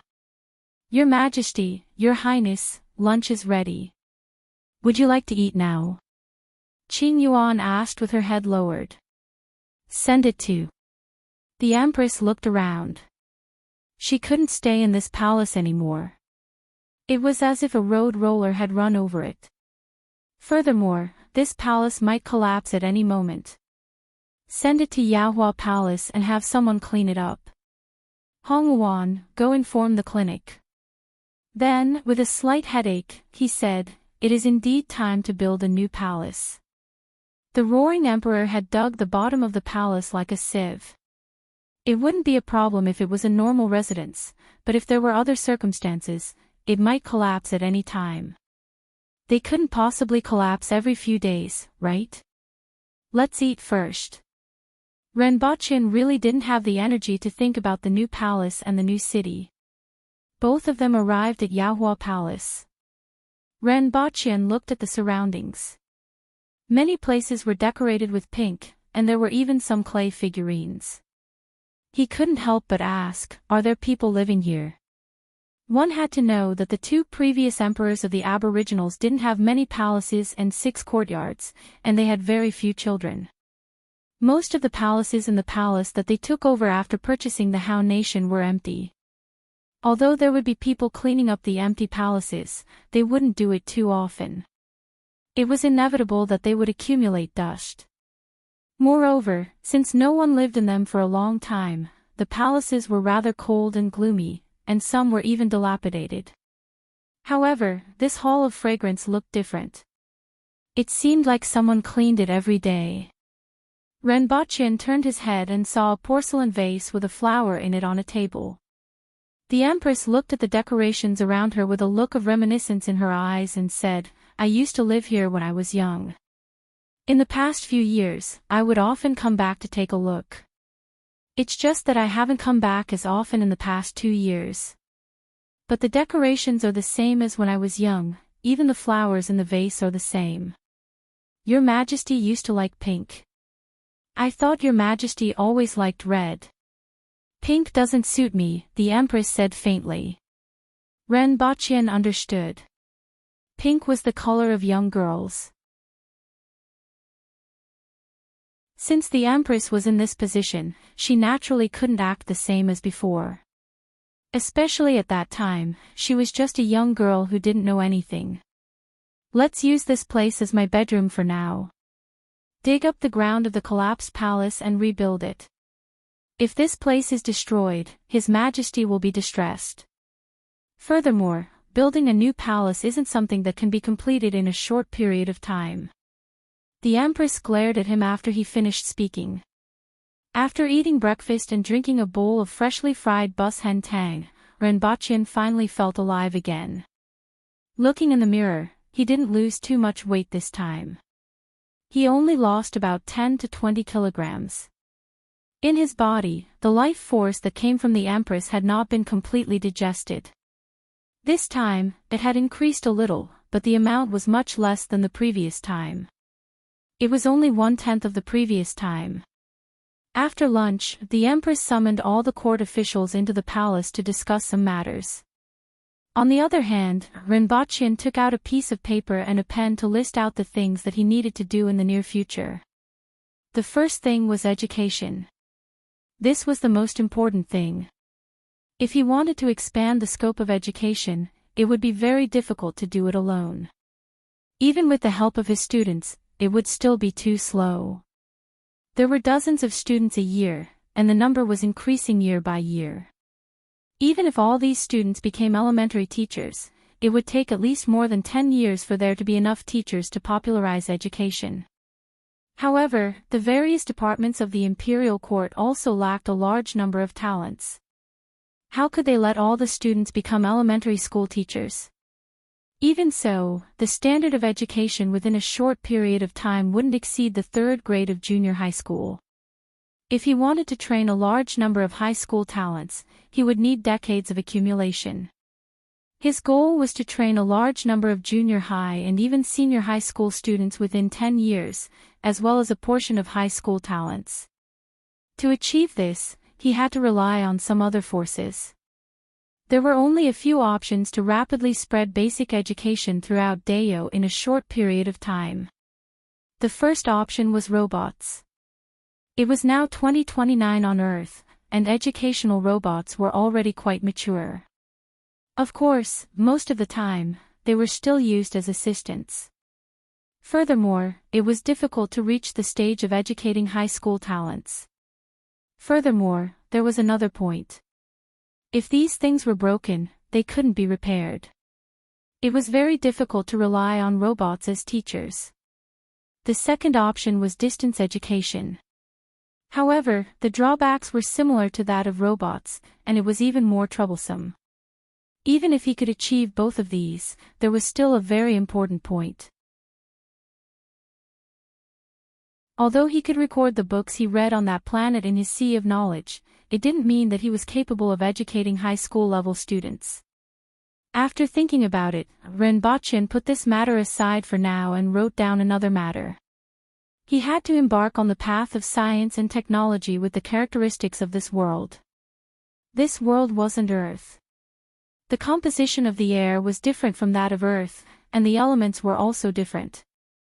At present, he already knew that there were a few more elements than on Earth, but he didn't know if there were any missing elements.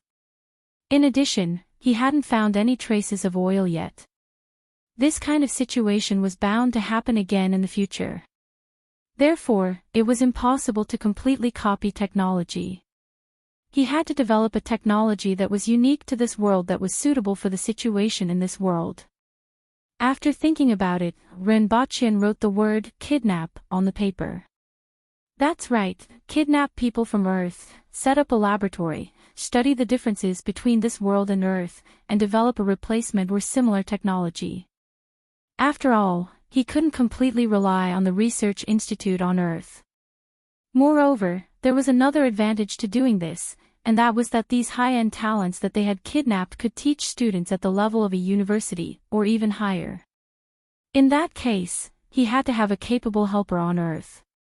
It couldn't be Ren Wanyan or Ding Jia, as they couldn't do this kind of thing. It also couldn't be the winged cavalry. First of all, this person couldn't be too eye-catching. At least, he couldn't look like someone from the Zenith Star. Second, he had to have enough wisdom and action to do things well. Finally, he had to be quite skilled. The winged cavalry couldn't meet the first two requirements. Rinpoche already had a candidate in mind, but he had to meet him first. After sending him there, he wouldn't be able to come back. This was the only way he could completely control him. The third thing was to expand the scale of the embroidered uniform guards in the rearguard commandery, as they were currently understaffed. Next, in addition to the situation in the Yun Nation and Tianjing Basin, he had to investigate the various sects and experts in the world and collect talented young people. The fourth point was to make money, which was actually relatively easy. The fifth point was to choose a location for the new palace and the capital city and carry out planning. This was difficult for others, especially when planning the new palace and the capital city, which needed to be considered in all aspects. However, Renbochin felt that this was simply too easy for him. As long as he chose a location and made a similar image of the planet in his mind, he could build it at will and see the results. It was even easier than using a computer to make renderings. The sixth point was to investigate all the mineral resources in Dayo and the Yun Nation, make arrangements, and expand production. The steam equipment in the mines also needed to be developed. After all, manpower was precious, and there were too many places that required manpower.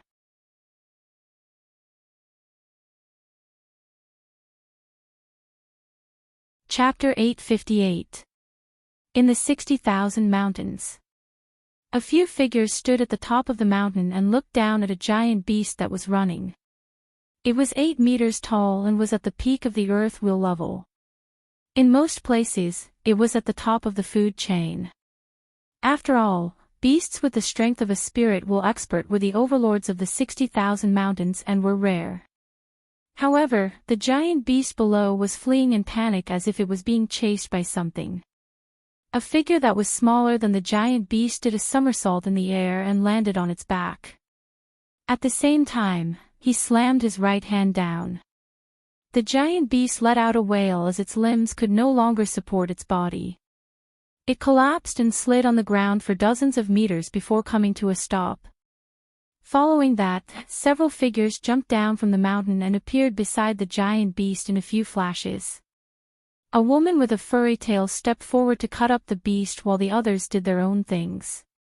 These figures were from the foreign races that Rinpoche had met once before.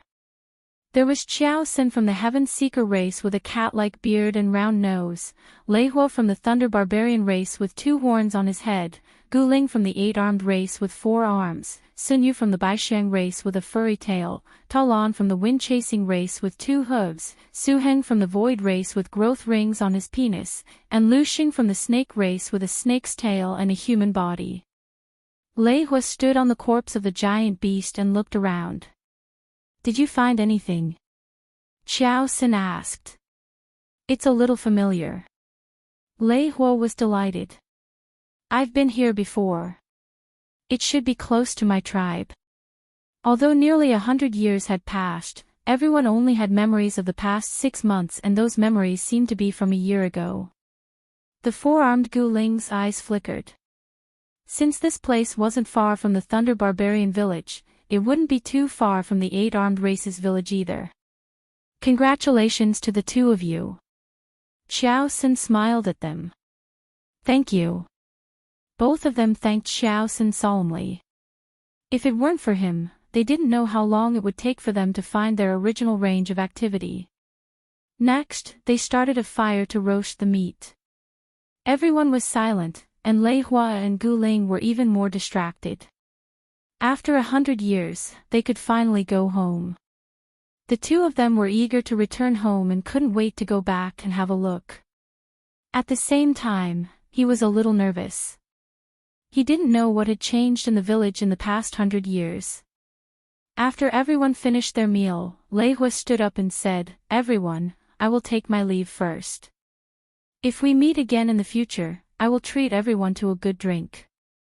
Everyone nodded and smiled. Gu Ling also cupped his hands at the crowd.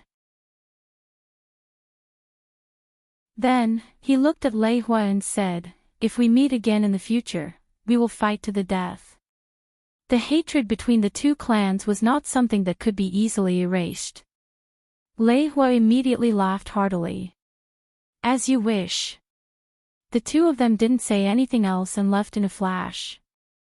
Although they had similar encounters and had been working together for more than 8 months, they were only a little more familiar with each other.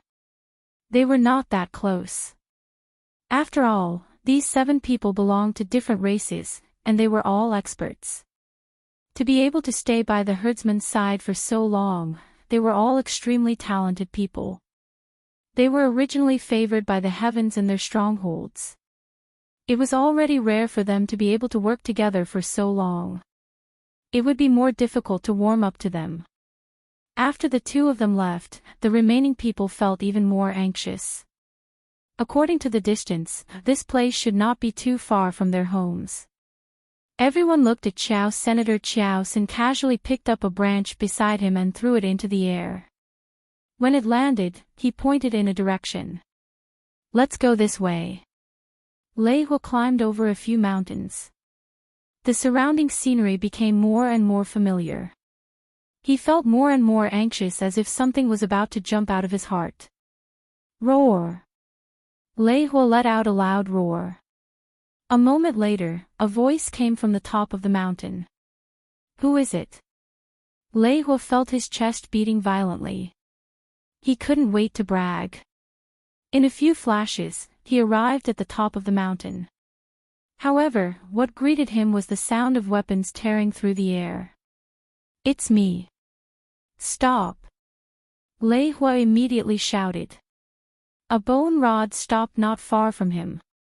A few men and women looked at him from afar and revealed puzzled expressions. Who are you? There were only about 200 people in the Thunder Barbarian tribe. It was impossible that they didn't know anyone. Lei Hua stared at one of them. Lei. He felt that the person in front of him was familiar, but he was older than he remembered. As for the others, he didn't know any of them. They seemed to be the new generation in recent years. 100 years was a lifetime for humans. It was also a long time for the Thunder Barbarian tribe. Who are you? The person who answered was a woman. She was naked and only wore a leather skirt. Her face was full of doubt. I'm Lei Hua. I'm back. Lei's face revealed an ecstatic expression. Lei Hua. Lei muttered softly. Then, her face was full of disbelief. Lei Hua. That's right. It's me. Where have you been all these years? Lei's eyes widened. She carefully sized Lei Hua up and down. Then, hatred appeared on her face. Why did you suddenly leave 117 years ago? 117 years? Lei Hua was slightly stunned. He thought that it had been more than 70 years. He didn't expect it to be more than 110 years. It seemed that the time when everyone was captured was very different. Then, her face turned slightly gloomy. It's a long story. I was captured. Let's go back to the village first. After a while, Lei Hua arrived in front of a village. Without waiting for anyone else, he immediately rushed in a certain direction. In the village, there were pointy buildings that were completely different from those of the Aboriginals. They were scattered throughout the village. In fact, the beasts were not much of a threat to the Thunder Barbarians. The so-called village was just a settlement without walls. Lei Hua stopped in front of a house. It was the most familiar place in his memory. However, when he pushed the door open and rushed into the house, he saw an unfamiliar young man. Lei Hua's expression changed. Where's Lei Duo? The young man looked at him blankly. Who's Lei Duo? Lei Hua's body suddenly froze. Then, his skin turned green, and a ferocious expression appeared on his face. I'm asking you where Lei Duo is. Lei Hua. Lei rushed into the house. Your sister is dead. She died more than 80 years ago. What? Lei Hua was stunned as if he had been struck by lightning. She thought that you were harmed by the 8-arm race. In order to avenge you, she fought with the 8-arm race many times. In the end, she died in battle, Lei said with an ugly expression. What did you say? Lei Hua asked in a daze. Lei Hua's expression seemed to be frozen on his face. However, his aura rose, and the green color on his body became darker. There were even electric currents appearing on the surface of his skin. Calm down. You should meet the elder first. Lei said. Her expression was a little gloomy. In the past, she had a good relationship with Lei Hua and Lei Duo. When Lei Hua had disappeared, she had been sad for a period of time. Lei Duo had died in battle, and she wanted to avenge her.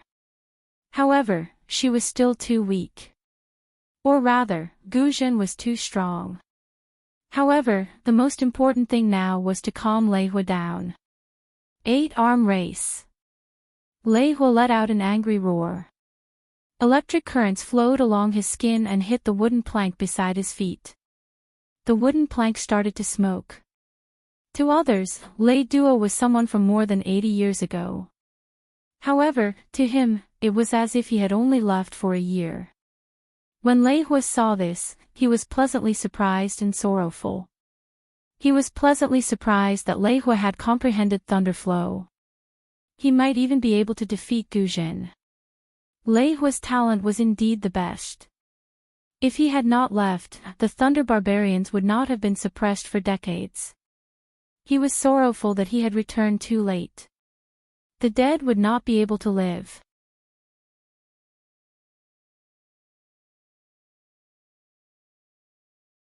Chapter 859. Lei Hua did not have the chance to vent his anger. After all, the news of his return to the village had already reached the ears of the elders along with the other young men. A moment later, he appeared in a house, and around him were a few old men with wrinkles all over their faces. Above them was a dignified Thunder Barbarian.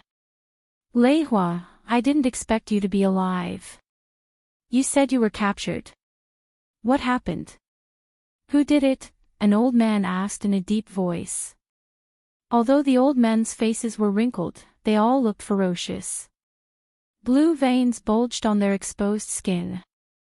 They're called herdsmen. Lei Hua told them what he knew and what had happened along the way. Herdsmen. What's that? I've heard of the Heaven Hunters, the Wind Chasers, and the Void Tribe. But where did these herdsmen come from? Why haven't I heard of them? And what method did they use to capture Lei Hua? No matter where they came from, as long as we catch them, we must avenge them. That's right. How dare they capture people of our Thunder Barbarian tribe? If we find them, we must not let them go. That girl called Guna was also captured. She actually came back alive. Human tribe. Abandoned tribe. I haven't heard any news about the human tribe for a long time. It's said that they're a weak, treacherous, despicable, and treacherous race. Guna from the Ba Bai tribe and Guzhen, now the Ba Bai tribe has 2 geniuses. So what if they have 2 geniuses? I see that Lei Hua has just comprehended Thunder Flow. He can fight against Guzhen. Guna was originally weaker than Lei Hua. Even if she came back to life, Lei Hua will still be far behind her. The burly man sitting at the head of the table seemed to have lost his soul. After a while, he opened a wooden board and found a book made of animal skin. Sure enough, there are herdsmen in this book. The burly man flipped through the book and laughed. I remember seeing this somewhere. Then, he frowned. Herdsmen. Following orders to monitor the abandoned people? Strange abilities. Belonging to the 6 heavens. Why are there only a few words? The abandoned people retreated to the barren land, never to return for thousands of years. This is the book passed down from generation to generation, right? Who are the 6 heavens? Return to what? What does it say? The few old men immediately asked. I don't know. The next page was torn off. The patriarch of the Thunder Barbarian tribe touched his head and smiled bitterly. Who is so daring? You even dare to tear the clan heirloom that has been passed down from generation to generation? By the time I got it, it was already gone. Who knows which clan leader tore it apart? But there's one thing we can be sure of. The herdsman is probably monitoring the abandoned people. And those abandoned people seem to be related to us. I remember that when I took over the position of patriarch, that old man told me something. The burly man crossed his arms and thought hard, but he couldn't remember what he had been told. Pass down my orders. In the future, if you see those things called herdsmen, immediately report to me. Since they dared to touch our lightning barbarians, we can't let them go. In the largest house of the Baobai tribe, a woman with 6 arms sat and listened to Guna's report. After listening, she said faintly, I didn't expect you to encounter these people and those abandoned people. You said that they have a powerful weapon, right? Although I haven't seen it before, I saw the aftermath of the weapon's destruction. Not a single blade of grass grew within a radius of more than a kilometer, and everything was turned into ashes. Those abandoned people have actually grown up again. No matter what, it seems like they have completely forgotten what happened back then. However, I'm afraid they will be aware of it this time. Back then. You don't need to know about this. You may leave. The 6-armed woman waved her hand. After Guna left, she said faintly, I don't know if we will return to the legendary ancestral land. If those abandoned people really come back, maybe we will have a chance to go back. In that case, I should be hoping that they come back. Under the protection of the guards, Renbochin arrived near Jing Street. He looked at the homecoming tavern in front of him, waved his hand, and said, Wait for me outside. There was a row of iron crotches in front of the tavern. He didn't know how that egg-kicking maniac got mixed up with the crossdresser and was in cahoots with each other. One was in charge of egg-kicking, and the other was in charge of selling iron crotches. Renbochin felt that Li Fu was simply a disgrace among the top experts. Lady boss, there's a guest. Come out and receive the guest, Renbochin shouted as soon as he entered the tavern. Oh, there's a distinguished guest today. Isn't this Xiao Prince Consort? How do you want me to receive the guest? How did you lose so much weight? Ning Kaichin, who was swaying her body, walked out from inside. She was wearing a purple robe, and her hair was tied up in a great xia bun with a pink flower on it. Her eyes seemed to be filled with water, and she was extremely charming. After not seeing her for a long time, Ning Kaichin was still a crossdresser who looked more like a woman than a woman. Furthermore, it seemed like she had improved. However, Renbochin's face darkened after hearing her words. How did she lose so much weight? It was a long story. Renbochin sighed slightly and looked around. There was a wooden bottle on every table with a bouquet of flowers in it. The entire tavern was filled with the fragrance of flowers. It had to be said that Ning Kaichin was going further and further down the road of feminization. Your Highness, do you want to come inside and let me serve you? Ning Kaichin sat opposite Renbochin with a seductive look on her face, causing him to tremble on the spot. Come on. Renbochin quickly waved his hand. Looking at you, you seem to be doing pretty well. What do you think, sir? Ning Caichin's eyes turned red. I'm now living in seclusion, unable to return to my home, and unable to acknowledge my relatives. Does your Highness think that I'm doing well? Renbochin was slightly taken aback. Do you want to return to Great Xiao? It seemed normal when he thought about it. Even though Ning Kaichin had become like this, it was normal for her to want to go back and take a look. Unfortunately, he couldn't go back with his original identity. He didn't expect Ning Kaichin to roll her eyes and ask, why should I go back? That bunch of old guys are always pointing fingers at me. Now that I'm free and have the body of a woman, I'm many times happier than before. Why should I go back and take care of those old guys? Besides, if I go back, those old guys will be furious. Renbochin didn't understand the situation with the Ning family, but he believed the last sentence. If Ning Kaichin went back with this seductive look, the ancestors of the Ning family wouldn't be able to keep their coffins closed. Are you really not going back? Renbochin asked with a smile.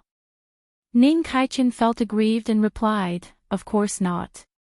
Besides, I can't go back even if I want to. What I want now is to find someone to marry and then spend the rest of my life as a wife and children. However, who would dare to marry me like this? In that case, do you have any ideas of doing something for me? However, I have to leave Great Xia and even Deo far away. I won't be able to go back in the future and completely cut myself off from my past. As for the benefits, I can make you a real woman. Before Renbaqian could finish speaking, Ning Kaichen pressed the table and stood up. Is what Xiao Prince Consort said true? She couldn't contain her excitement. She spun around on the ground twice and muttered, "How is this possible? How is this possible? How is this possible? Your Highness, are you lying to me? Let me finish." Renbaqian stretched out his hand and pressed it down. You still can't give birth, but it can make you like a woman in other aspects. Whatever a woman can do, you can also do.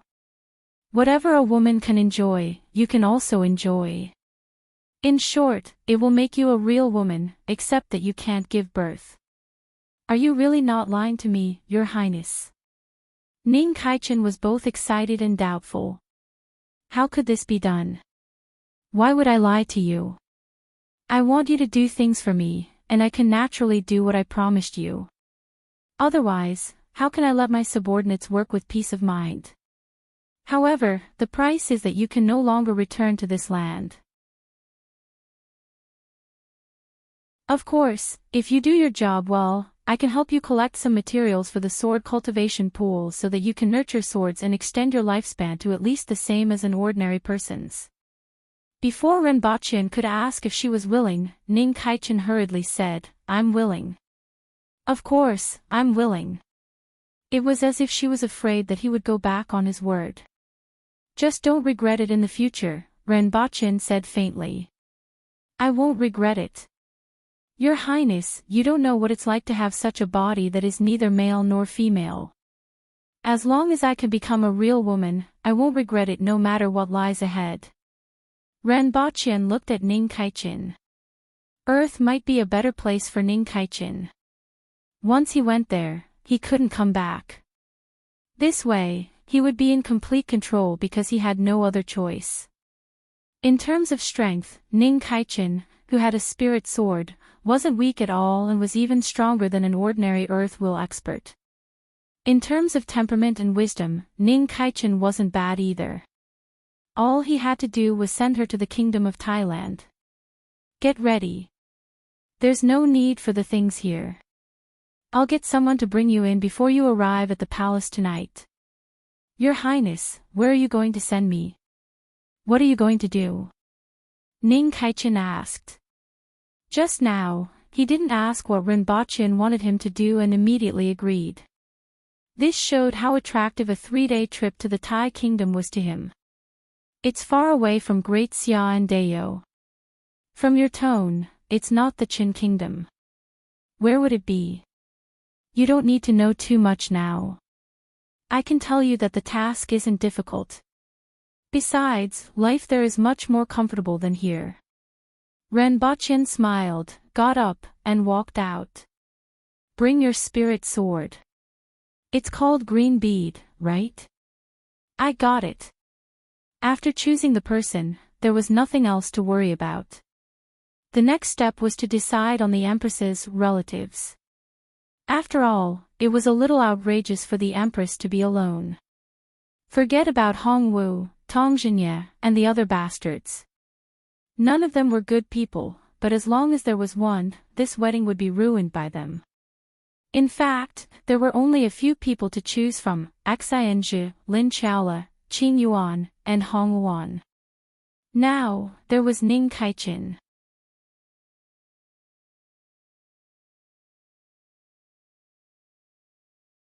Chapter 860. Your Majesty, Your Highness, I have brought them here. Xianzhi brought Ning Kaichen, who was dressed in purple and had a sword on her back and a small bag in her hand. Seeing the Empress, Ning Kaichen bowed slightly and used the etiquette of Great Xia women. Greetings, Your Majesty, Your Highness. The sword on her back trembled slightly. The Empress glanced at her and continued to focus on the laptop screen. Speaking of which, this laptop was a little old. Renbaqian was checking the leather bag in his hand, which contained the medicine for the nourishing soup. The medicine couldn't be stopped. He looked up at Ning Kaichen and said, "I'll give you one last chance to back out. I'll never regret it. So be it. In fact, the other side is pretty good. There are mobile phones, computers, comics, TV series, and movies. There are abundant resources, a rich life, and plenty of food, drinks, and entertainment," Renbochin said. This was indeed the case. This world couldn't be compared to Earth in terms of resources and entertainment products. Of course, this was only for now. Although she didn't know what Renbochin was talking about, Ning Kaichen was even more curious about where they were going. At the same time, she was curious about the clothes they were wearing. Renbochin was wearing a pair of shorts and a t-shirt, the Empress was wearing a long red dress, and Qing Yuan and Hong Yuan were also wearing long dresses. Their clothes looked very different from Dayo's. Renbochin looked up and asked, "Commander Xianzhi, where are your casual clothes?" Renbochin had bought clothes for Xianzhi on his previous trip to Earth. Qing Yuan and Hong Yuan knew that they were going to be brought over this time, so they had already changed into their clothes. "I've buried them." Xianzhi pushed up her glasses. Renbochin was confused. What did she mean by burying them? "Forget it, let's go like this. I'll have to get someone to send 2 sets of clothes." Not only Xianzhi, but also Ning Caichen's clothes weren't suitable. She was excited to go back to Earth to see her good friend, the husky. However, she started to feel sleepy after 5 minutes of excitement. 10 minutes later, she was in a daze and was sitting on the ground, her head bobbing. "Caught her." Renbochin waved his hand. He originally wanted to get someone to cover Ning Caichen's eyes, but it would only take a moment. Furthermore, he would be able to guess everything after coming into contact with Earth's knowledge, so there was no need. Renbochin grabbed the Empress with one hand and grabbed Ning Kaichen with the other. Then, the surroundings instantly changed. Everyone had already appeared in a hotel room. This is... Ning Kaichen widened her eyes and looked around. In an instant, everything around her had changed. The room wasn't big, but it was clean and tidy, with bright glass windows that let in the sun. In Ning Caichen's eyes, the hotel's decorations were luxurious. In particular, the golden wallpaper at the back of the bed was simply vulgar in Renbochin's eyes, but it was completely different in Ning Caichen's eyes. More importantly, it was clearly night just now. How did it become daytime now? Lin Chaola, who had arrived on Earth, was also energized. She squatted on the ground and raised her head. "Oh, woof. Don't shout, your friend isn't here." He patted her head. "Where is this?" Ning Kaichen asked as she carefully sized up her surroundings. "You will know in the future." Renbochin looked at Ning Kaichen curiously. "Green bead, how's your sword? Can you still command?" Ning Kaichen didn't understand. She moved her fingers, and green bead sneakily flew out of the scabbard. It circled around Ning Caichen's waist as if trying to avoid the Empress's sight. "It seems like it hasn't been affected." Renbochin nodded. This was the best. The room was a suite with separate rooms. The Empress took Qing Yuan, Hong Yuan, and Xianzhi outside to watch television, leaving Ning Kaichen behind. Renbochin left her behind, went out for a walk, and bought 2 sets of clothes. Xianzhi wore a suit, a short skirt, and a white shirt. Renbochin always felt that it was more compatible with her bespectacled image. In this outfit, she was simply the best candidate for a secretary. As for Ning Kaichen, she wore a pair of unisex clothes, long pants, and a casual coat. Coupled with her seductive image, she looked quite like an older sister. The only flaw was that her chest was flat, even flatter than Lin Chaola's. However, this wouldn't be the case after he returned from Thailand. "Your Highness, where exactly is this place?"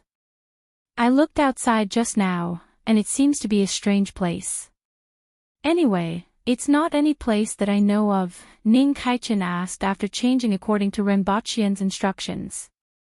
As for how they arrived here from the palace of Dayo in an instant, he kept it to himself. However, he was curious about everything he saw, especially the metal boxes running along the road below. Were all the houses in this world so tall? What was that box with images and sounds coming from outside? Could there be a villain inside? If it wasn't for the faint stench in the air, he would have suspected that this was the residence of an immortal. From now on, you will live here and do what I tell you to do. You can make your own arrangements for the rest of your time. As for where this place is, you will find out in the future. Renbachian smiled.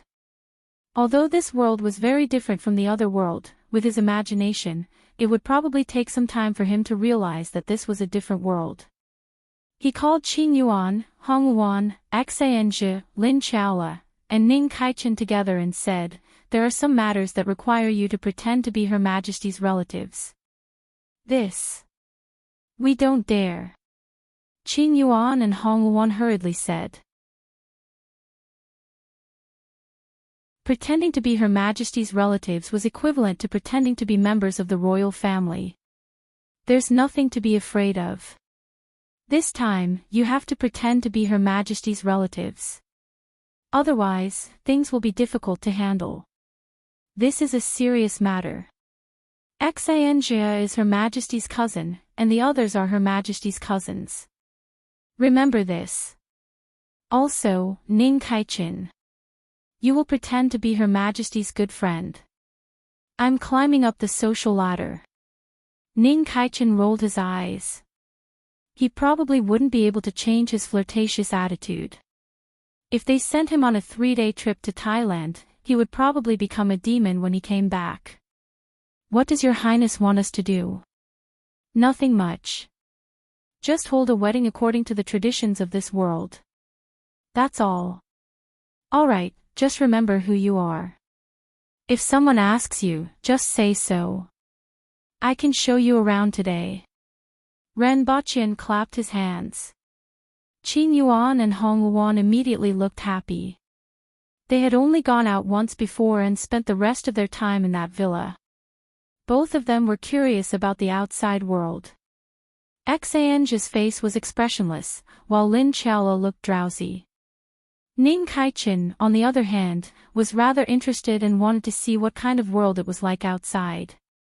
When everyone went downstairs, the receptionist was shocked.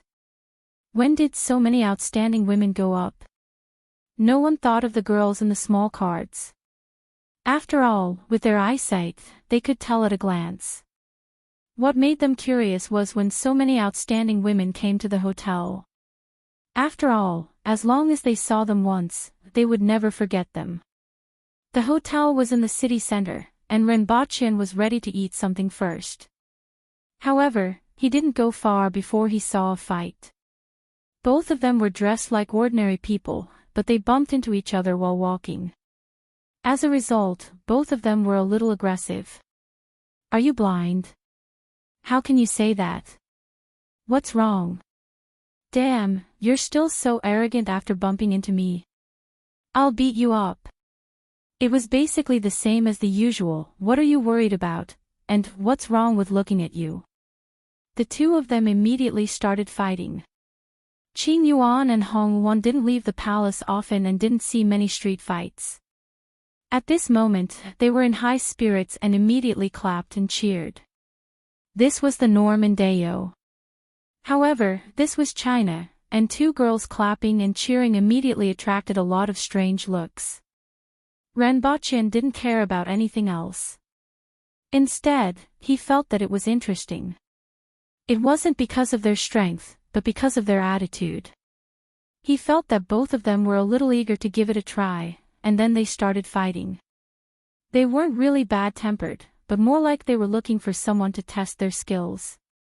Renbachian stood at the side and observed that both of them were actually close to the Manwu level. Although their punches and kicks weren't very skillful, their speed and strength weren't bad. Renbachien was slightly surprised to see two people with such strength on the street. It was now the 4th year that China announced the 15th set of fitness qigong. To be able to have such skills in the 4th year meant that they were pretty talented and had already pulled away from ordinary people. However, after thinking about it, it seemed to be very normal. After all, the population of China was 4 times that of Great Xia. People lived in affluence and were physically strong. Compared to the malnourished people of feudal society, the probability of having talented people was naturally higher. This is an era of great change, Renbachien muttered to himself. Fortunately, it had only been around for a short period of time, and the impact wasn't too great. When the people gradually became manual experts, the far-reaching impact of fitness qigong would be seen.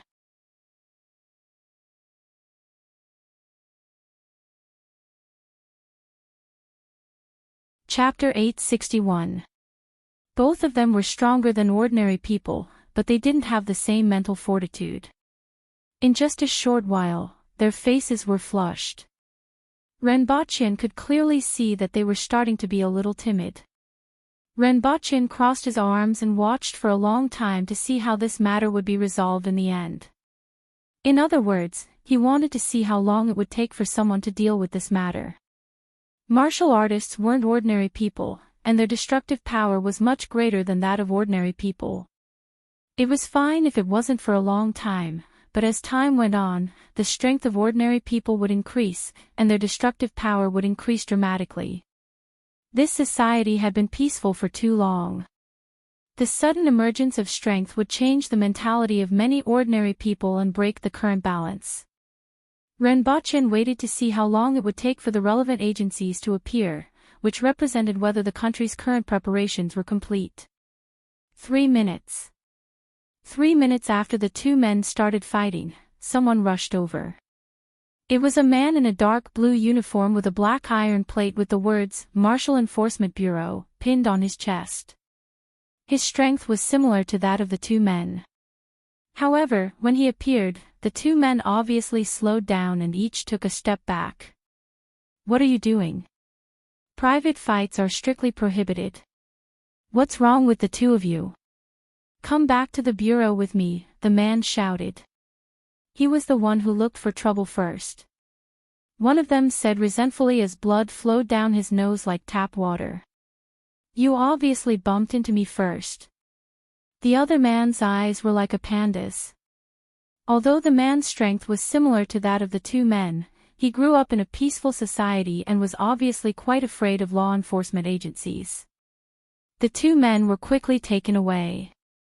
Renbachien calculated that 3 minutes wasn't particularly fast, but it wasn't bad either. After all, a city was too big, and the number of law enforcement personnel was limited.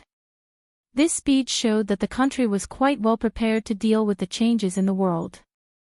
As for the Martial Enforcement Bureau, it was a newly established department that specialized in stopping martial artists from causing disturbances and arresting them. Of course, this referred to the experts at the manual level. However, the current manual experts were in the military and Wuji City. Therefore, the martial enforcement officers were still responsible for these trivial matters, similar to the police. After watching this sudden fight, Qing Yuan and Hong Wuan were excited, while Ning Kaichen was deep in thought. It wasn't until it was time to eat that Ning Kaichen said, "The people here are very different." What's the difference? Renbachien laughed. His aura is different, and so is his attitude, Ning Kaichen said as she scanned the surroundings. I was born in Great Xia, but I've been to the Yun Nation and stayed in Dao for so long. Although the commoners of the Aboriginals were poor, they had the highest level of willpower, which was completely different from other places. The commoners of other places, even the commoners of Great Xia, were mostly just trying to stay alive. It seemed that their only purpose in life was to stay alive. But the ancient race is different. Upon hearing Ning Caichen's words, the Empress looked interested. She loved to hear people flattering her. praising the Aboriginal commoners was also praising her. However, those people I saw just now had a stronger aura than the Aboriginal commoners. I've been observing along the way. These people should be ordinary citizens, but none of them are like the ones I've seen in Great Xia and the Yun Nation. I can't say for sure, but it's very different. Are you talking about mental outlook? Ren Baqian laughed. It's definitely different.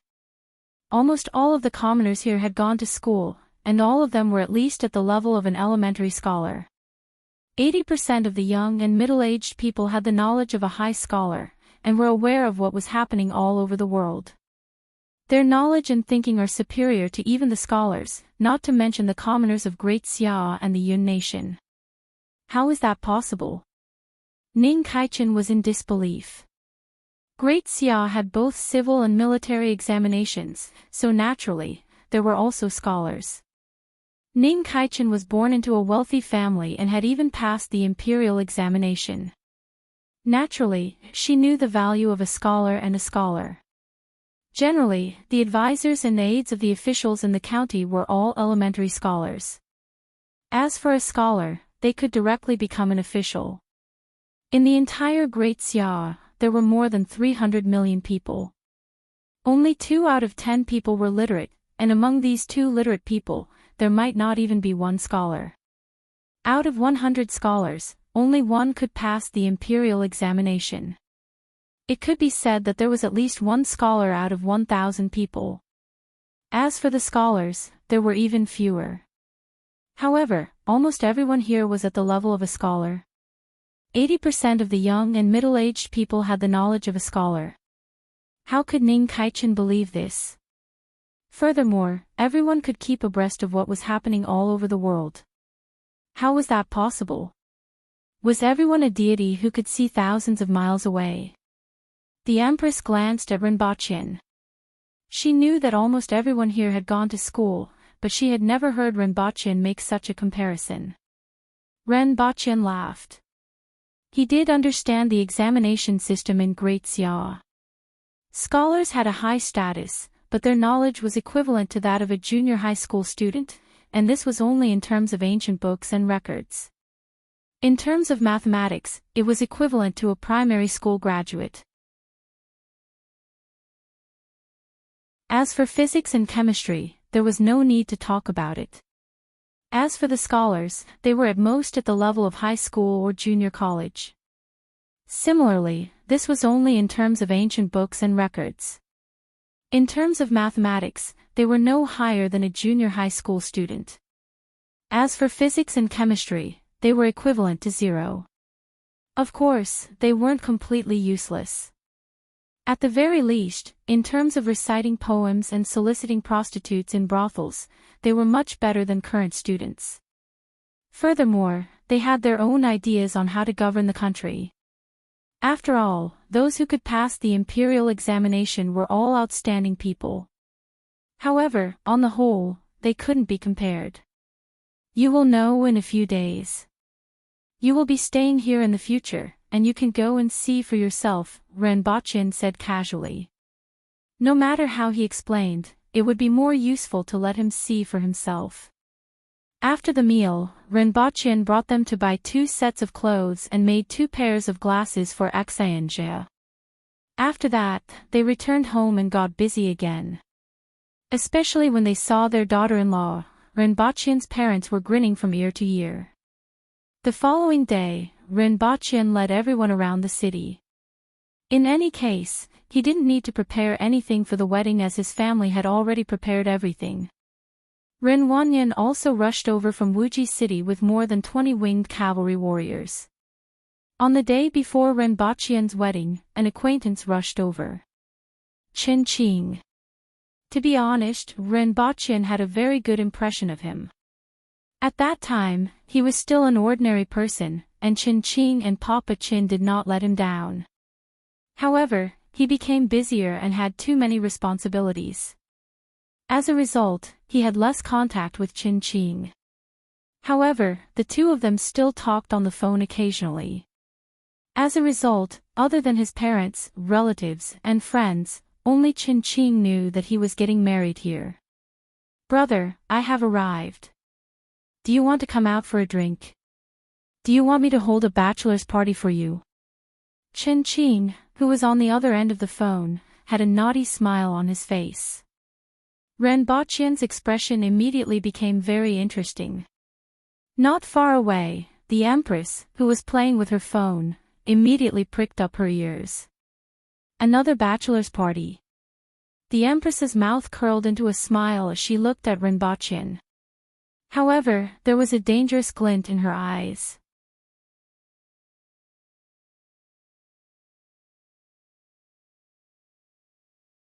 Chapter 862. It's been a while. You seem to have lost some weight. You look even more spirited now. Qing laughed heartily as he welcomed Renbaqian. Previously, the two of them would occasionally video chat, so she knew about his figure for a period of time. This is... Qing looked at the delicate bespectacled lady behind Renbaqian and was slightly puzzled. This wasn't a bride. My sister-in-law. Renbaqian hesitated. The Empress was afraid that Renbaqian would cause trouble again, so she hired a bodyguard. If I'm not married yet, you must introduce your sister-in-law to me. Qing laughed heartily. Unfortunately, my son is already 10 years old. Let's sit down and talk. Renbaqian smiled. The two of them sat down.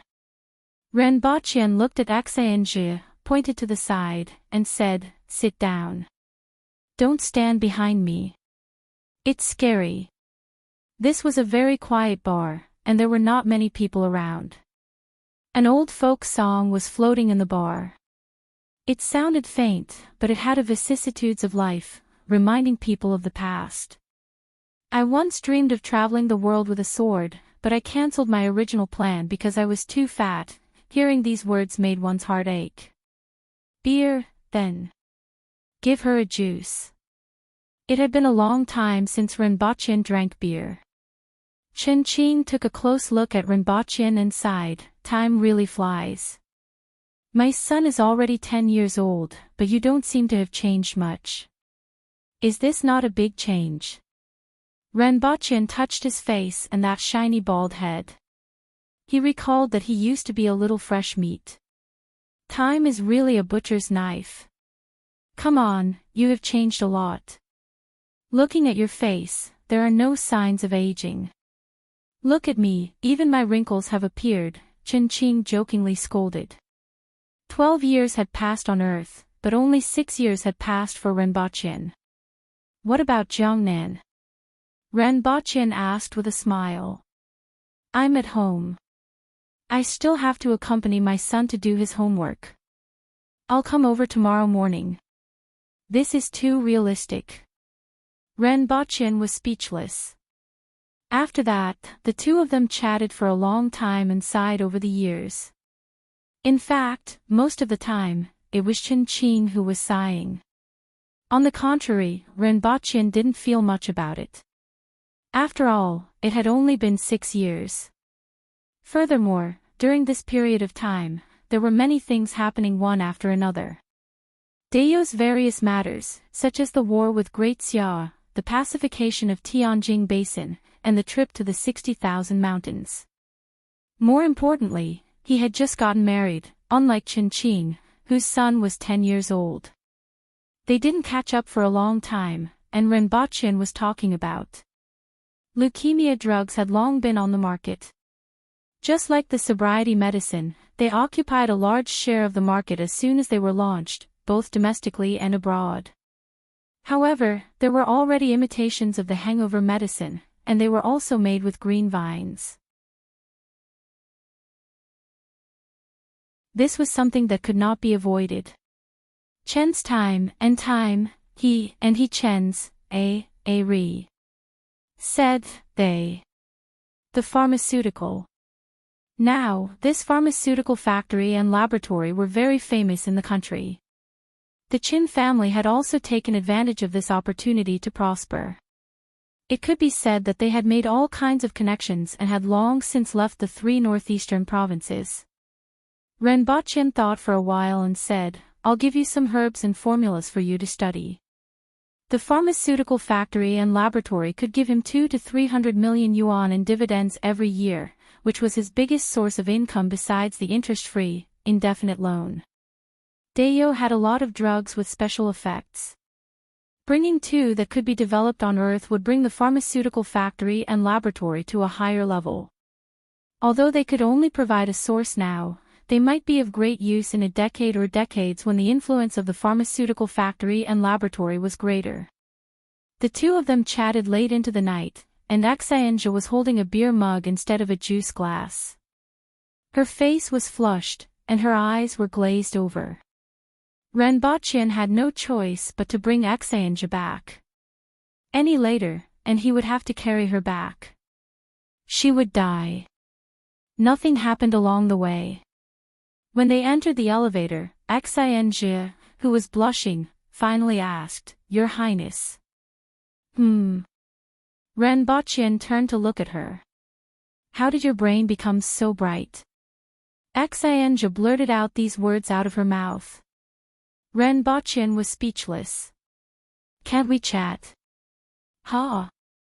Looking at Xianzhe's inquisitive gaze behind her glasses, Renbochin replied, "Probably using love to generate electricity."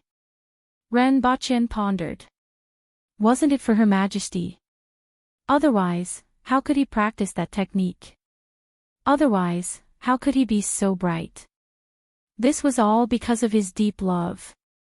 Xianzhe's eyes flickered a few times. She suppressed her emotions and asked softly, "Are we still doing the electric shock experiment?" Renbochin was taken aback when he heard Xianzhe's voice and words. Why did she bring this up? Of course. Renbochin wanted to say that he definitely wouldn't do it. However, when he saw Xianzhe's calm gaze, he didn't say that word. "Do you like the electric shock experiment?" Renbochin subconsciously recalled the scenes from that time. It was like watching a movie in slow motion. Xianzhe thought about it and answered honestly, "I'm a little interested. I think it's interesting. That experiment gave me a different feeling, one that I've never felt before." Of course, Renbochin knew that it had never happened before, but he really couldn't explain the specifics to Xianzhe. Besides, Xianzhe had never come into contact with such things. "Of course, there will be more experiments. I'll let you know when the time comes," Renbochin said. "Okay." Xianzhe responded. Renbochin rubbed his head. He didn't expect that Xianzhe, who was usually cold and cheerless, was actually a masochist. He drew an equal line with Ning Kaichin. "Forget it, it was a pleasure to help others. You don't have to praise me for doing a good deed." The next day was the wedding. Renbochin was manipulated like a puppet for a long time before he went to fetch the bride. As soon as he got out of the car, Renwanyan came over and asked with a smile, "Are you nervous?" Renbochin gave him a slap on the head. He wasn't nervous, but he felt that it was quite fresh. Even though this was his second marriage, it was still his second. However, he was the one who was fetched the last time. He turned to look behind him. Chen Qing, Renwanyan, Ding Jia, and the 10 winged cavalry warriors were all there. He nodded with satisfaction. He was considered strong in this aspect. "Go upstairs." When they reached the floor, Renbochin knocked on the door, but there was no response. Renbochin twisted the doorknob, but it was locked from the inside. I have to open the door first, right?" Renbochin suddenly laughed. Under normal circumstances, he should have used a red packet to knock on the door, right? However, Qin Yuan and Hong Luan were inside, so the red packet was definitely useless. Renbochin took out a bag from behind his waist and said, "White rabbit creamy candies. Who wants them?"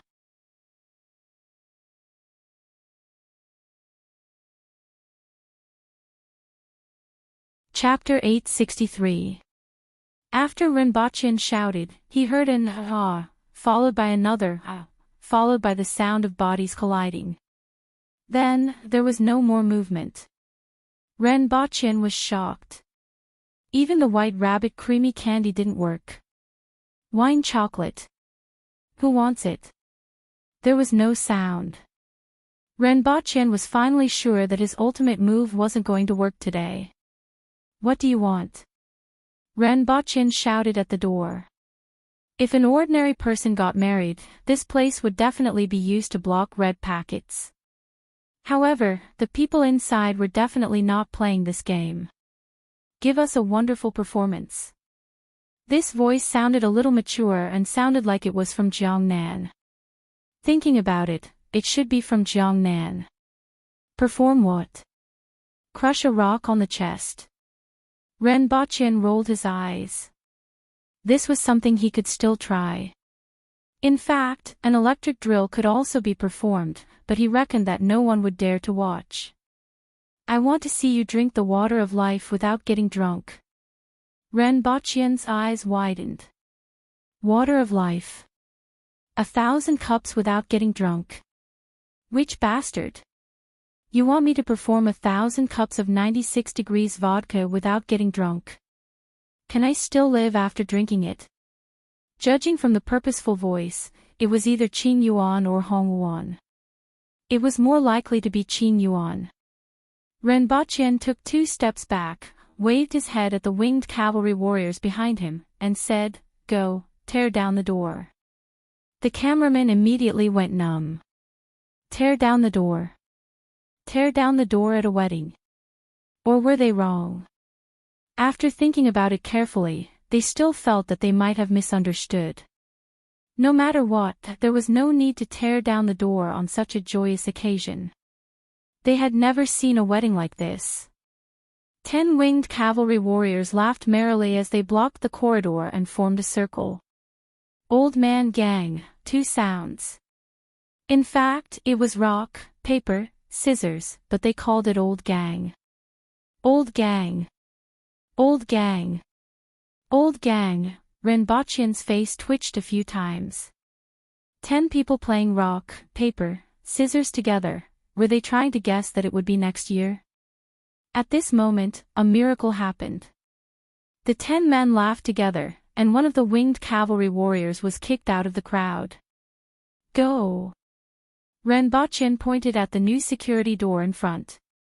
Should I demolish it from the inside or from the outside?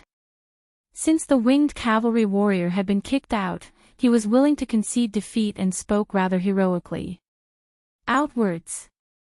All right, watch me. That winged cavalry warrior clenched his fists and made a cracking sound. Then, he smashed his fists on both sides of the door. Rinpochen felt the entire floor shake. Ah! A scream came from the other side of the door. It sounded like someone from Jiangnan. 2 cracks appeared on the walls on both sides of the door. The places where the fists hit had been pierced through, and the figures inside could be seen. The eyes of the cameraman behind them were wide open. Although many people had gained a lot of strength after cultivating the 15th broadcast Qigong, to be able to punch through someone's body with a single punch. Not to mention how much strength was required, was his hand all right? However, what happened next caught them off guard. The security door opened quickly, and a lady stepped forward. She reached out and pressed down on the bald head of the winged cavalry warrior. Bang! The entire floor shook again. The tiles on the floor of the corridor were all cracked open, and half of the winged cavalry warrior's head was pressed in. Bang! The security door was slammed shut again. Only a bunch of people were left staring at each other. Should we call an ambulance? The cameraman's legs and stomachs were trembling. They had never seen such a situation during a wedding reception. How much hatred did they have? Swoosh! The winged cavalry warrior propped himself up with both hands, pulled his head out, and shook it, causing his nose to bleed. Renbochen's head was throbbing. That was Axianjia. Given her character, she definitely wouldn't do such a thing under such circumstances. Needless to say, it must have been the Empress's instructions. Renbochen looked at the two holes on the side of the door. One of them was just enough for him to put his hand in to open the door. They probably wouldn't hit him, right? Renbochen laughed, put his hand in through the hole, and was about to open the door. Then, he was slapped on the back of his hand. The sound was loud and clear, as if someone had slapped him hard in the face. It's swollen. Renbochen stood outside the door with a solemn look on his face. It's swollen, Axian just said from inside. It's really swollen. This was Qing Yuan's voice. Renbochen silently withdrew his hand. It was indeed swollen like a hoof. It was a familiar formula and smell. Needless to say, it was the Empress. Brother. Renwanyan didn't know whether to laugh or cry. He squeezed past Renbochen and stuffed a thick stack of red packets into his hand. Then, a low voice came from inside, "Do you want to open the door?" It was Jiang Nan's voice. After all, she didn't understand the situation and didn't dare to go overboard. No way. This time, it was the Empress's voice, and she didn't try to hide it at all. It seemed like using force wouldn't work, and the red packet method wouldn't work either. They still had to use their wits. Tell me, what do you want? Draw a line. Don't mention the water of life. Do you dare to let me drink it? Renbochen said. We dare. Forget it, let's not talk about the water of life. It's not easy for us to get married, and it's not easy for everyone. Let's do something practical. It's already the second time. Cough, that time, it was just the two of us and no one else. It was our first marriage, so let's talk properly. Can't we have a chat? Renbochen coughed dryly. Chen Qing, Ren Wanyan, and the rest of the cameramen were all embarrassed. How could they film the process of picking up the bride for others to see? Now, the wedding planner had already started to suspect that they were here to cause trouble. Renbochen glared at Chen Qing fiercely. Based on this tormenting method, it must have been Jiang Nan who suggested it first, and then the Empress was moved. Otherwise, the Empress definitely wouldn't know about these messy things. Why don't I sing a wet song for all of you? Renbochen decided to choose a less difficult one. Bright moonlight in front of the bed, two pairs of shoes on the floor, how fitting would that be? Let's rehearse our lines. You have to rehearse everyone's lines. If we are satisfied, open the door, Jiang Nan's voice sounded. Renbochen glared at Chen Qing again. Jiang Nan should be 35 or 36 years old now, why didn't she look dignified at all? Okay. Renbochen's face was full of concentration as he waited to see what kind of tricks they were up to. Shall we begin? Jiang Nan shouted from inside the house. Let's begin. You are here. Renbochen thought for a while. What did these three words mean? Then, he probed, I am here. You shouldn't have come. Renbochen was speechless. Nonsense, if I didn't come, where would I go? However, Renbochen knew that this was Gulong Feng. Jiang Nan's lines were pretty good. But I'm still here. Since you are here, you have to leave the things behind. Renbochen turned his head and looked at Chen Qing. His eyes were filled with questions. What things? However, he followed along and said, I can leave the things behind, but I have to bring the person with me. Chen Qing spread his hands. How would I know what things are? Renbochen, that's your wife. Bring the things over first. Jiang Nan's voice sounded. Renbochen thought for a while, grabbed a bunch of white rabbit creamy candies, and threw them in. Something's not right. Renbachien took a stack of red packets from Ren Wanyan and stuffed them in. It's still not right. Renbachien was about to go crazy. God knows what they want. Leave the 6-flavor Remania pills behind. Renbachien almost vomited blood. Where am I going to get the 6-flavor Remania pills for you? Furthermore, who would bring a box of 6-flavor Remania pills to a wedding? Jiang Nan's laughter could be heard from inside the house. Change the person. Change the person. Let's just say that he is too much. This time, it was a voice that was pinching its throat. Orioles, swallows, swallows, green, red, everywhere is harmonious and harmonious. Your Highness, you can pass by matching the second half of the couplet. Renbachien felt that it sounded familiar. He turned his head to look at the people behind him and saw that they were all at a loss. Renbachien slapped his head. It was fine if he couldn't remember. After all, he was a famous teacher in a mountain village. How could he be stumped by this? He immediately said, flowers, flowers, leaves, blooming and falling year after year, day after day, day after night. Qin Yuan stuck out her tongue in the room and exclaimed happily, you passed, you passed. In the movie, it was rain, wind, flowers, leaves, flowers, leaves, flowers, leaves, leaves, year after year, day after day. The reason why she came up with this couplet was because of the phrase, year after year, day after day, day after day. Even though she didn't know any poems or couplets, she knew that even though Renbachien's answer was slightly different, it was almost the same. As such, she was rather happy.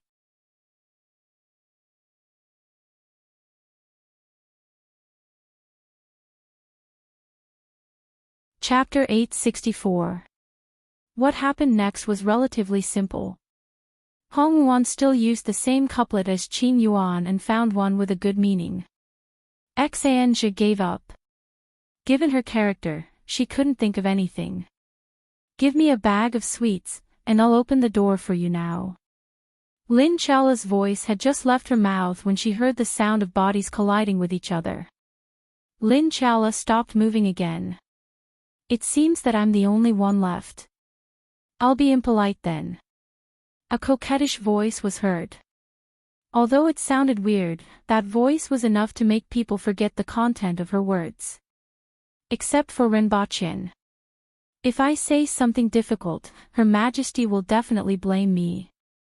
I've heard people say that sometimes, the ears are more important than the eyes. Many things can be heard with the ears than seen with the eyes, especially those that can't be seen with the eyes. There's a saying called the voice of the heart. What can you hear, Your Highness? Although it was the Empress and the Prince in the room, the others didn't think much about it. Perhaps her nickname was Bai Xia. Someone wants to eat sweets so much that she's going crazy. Renbachien laughed. The room was filled with laughter again. It's a trick. Why don't you try to guess what the most important person today is thinking? Ning Caichen's coquettish voice was heard again. Cough, cough. Renbachien pinched his throat and softly imitated the Empress's voice. Why is she so long-winded? I'll behead her when I get back. Your Highness is joking again. However, I'll leave the last question to the most important person today. Ning Caichen chuckled. It was finally the most critical moment. A faint female voice rang out in the room. In this world, everything has a date on it. Sardines expire, canned meat expires, and even plastic wrap expires. In this world, what else won't expire? Hearing this voice, Renbachien could imagine the Empress sitting in her room with a calm face as she said these words indifferently. Renbachien raised his eyebrows. That's why I hate Wang Jiawei. He always said some pretentious things when he had nothing better to do. However, he still had to deal with it. Renbachien lowered his voice and said gently, everything will expire, but the memories in your mind won't.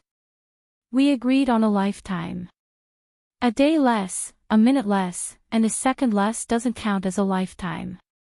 The room fell silent. Open the door, the Empress said calmly. Renbochin could finally heave a sigh of relief. He turned his head to look behind him and saw Qin and Ren Wanyan giving him a thumbs up. The door finally opened. At first glance, he saw a row of 10 winged cavalry warriors standing in the room with sinister smiles on their faces. It was actually a smile, but to the others, it looked like a sinister grin. Renbochin entered the house and took a glance. Finally, he saw the girl who wanted to eat candy but couldn't. She was lying flat on the ground and looked like a corpse. He reckoned that she had been knocked unconscious. Ning Kaichen and Jiang Nan were sitting on the sofa with smiles on their faces. When he reached the inner room, he finally saw the Empress sitting in front of the dressing table. She was wearing a dragon and phoenix gown that was mainly gold and red. It was even more gorgeous than the one she wore in Dayo. Her hair was coiled into a bun at the back of her head and adorned with some gold ornaments. Her skin was fair, her lips were red like fire, and her eyebrows were slightly curved. They were not as straight as before and looked much gentler. She just sat there, pursed her lips, and looked at him. Her eyes were as clear and sparkling as a lake. Renbochin felt that he was probably going to have kidney deficiency again. Well, he was still weak now and would need at least 10 days to recover. What are you thinking about? The Empress couldn't help but ask when she saw Renbochin standing at the door and looking at her. I'm thinking of doing my best until my last breath. Renbochin's expression was very serious, his tone was very serious, and so was his content. However, the Empress blushed after hearing it and wanted to spit at him. After receiving the bride, the rest would be easy. They waited in the room for the time to come before going to the bridal chamber and then to the hotel. As for the cameramen, they were staring at each other. At first, it was better outside the door, but once they entered the room, the atmosphere immediately turned cold. The bride and groom were silent and whispered from time to time while the others were in a daze. How were they going to take pictures like this? They wanted to lighten up the atmosphere, but when they saw the 20 scarred men around them, they couldn't say anything. However, this was what they were doing. If they didn't take some shots, how were they going to answer to their superiors? A few of them were sweating profusely. Ahem, shouldn't it be livelier? A man from a wedding plucked up his courage and asked. The 20 winged cavalry warriors immediately turned their eyes to him. They felt that it was more appropriate to use the word head as a measure. We can't take pictures like this. We didn't prepare any wine, so we can't have a good time, one of the winged cavalry warriors said regretfully. Yeah, why didn't you prepare wine? I heard that it was prepared, but it's not here. By the way, Little Bean, I haven't had a drink with you in a long time. One of the winged cavalry warriors looked at Ding Jia, who was smoking a cigar. I'd be a fool to drink with you.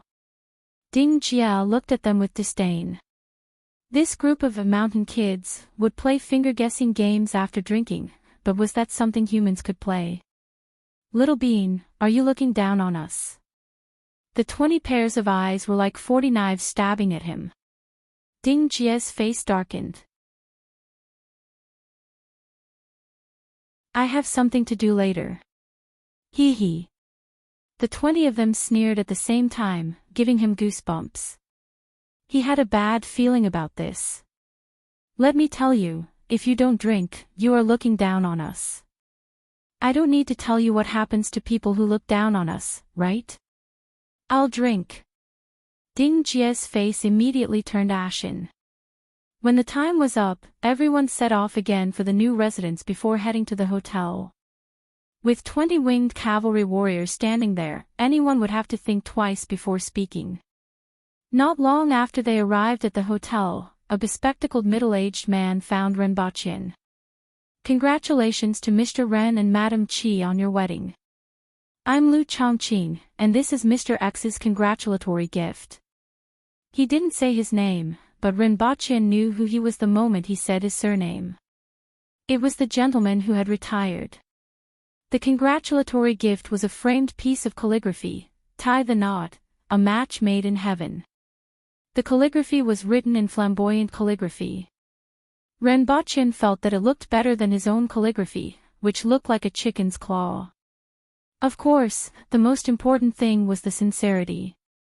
Although that gentleman had retired, his status wasn't ordinary. In particular, the inscription at the bottom was enough to make the city officials smile at Rinpoche. Rinpoche decided to hang this calligraphy at the entrance of his house to ward off evil spirits. Of course, he couldn't hang it at home. Who would see it? He would hang it at the entrance of his house. If that gentleman knew what Rinpoche was thinking at the moment, he would probably vomit blood. In addition, there's also this. The middle-aged man handed over a red packet with the words, "Double Happiness," written on it. "You're too kind." Rinpoche immediately laughed. Could it be a gift money? He took it and knew that it was as he had expected. He poured out the contents, and the 3 golden words on the red surface were reflected in Rinpoche's eyes. Marriage certificate. Rinpoche almost vomited blood. That gentleman specially asked someone to give him this thing. Sir said that this is a legally protected marriage, Su Chingsang said. The middle-aged man recalled the old man's expression when he handed this thing to him. It was like a mischievous child, and he laughed.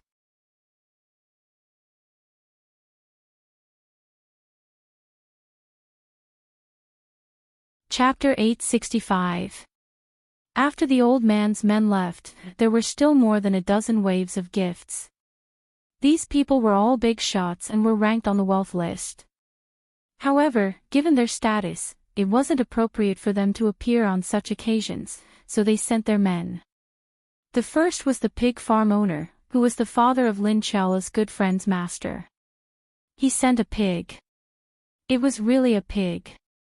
Fortunately, it wasn't sent to the hotel and was sent directly to a house along with the house key. Next was another big shot in the IT industry, Boss Ma's man who could become stronger by topping up money.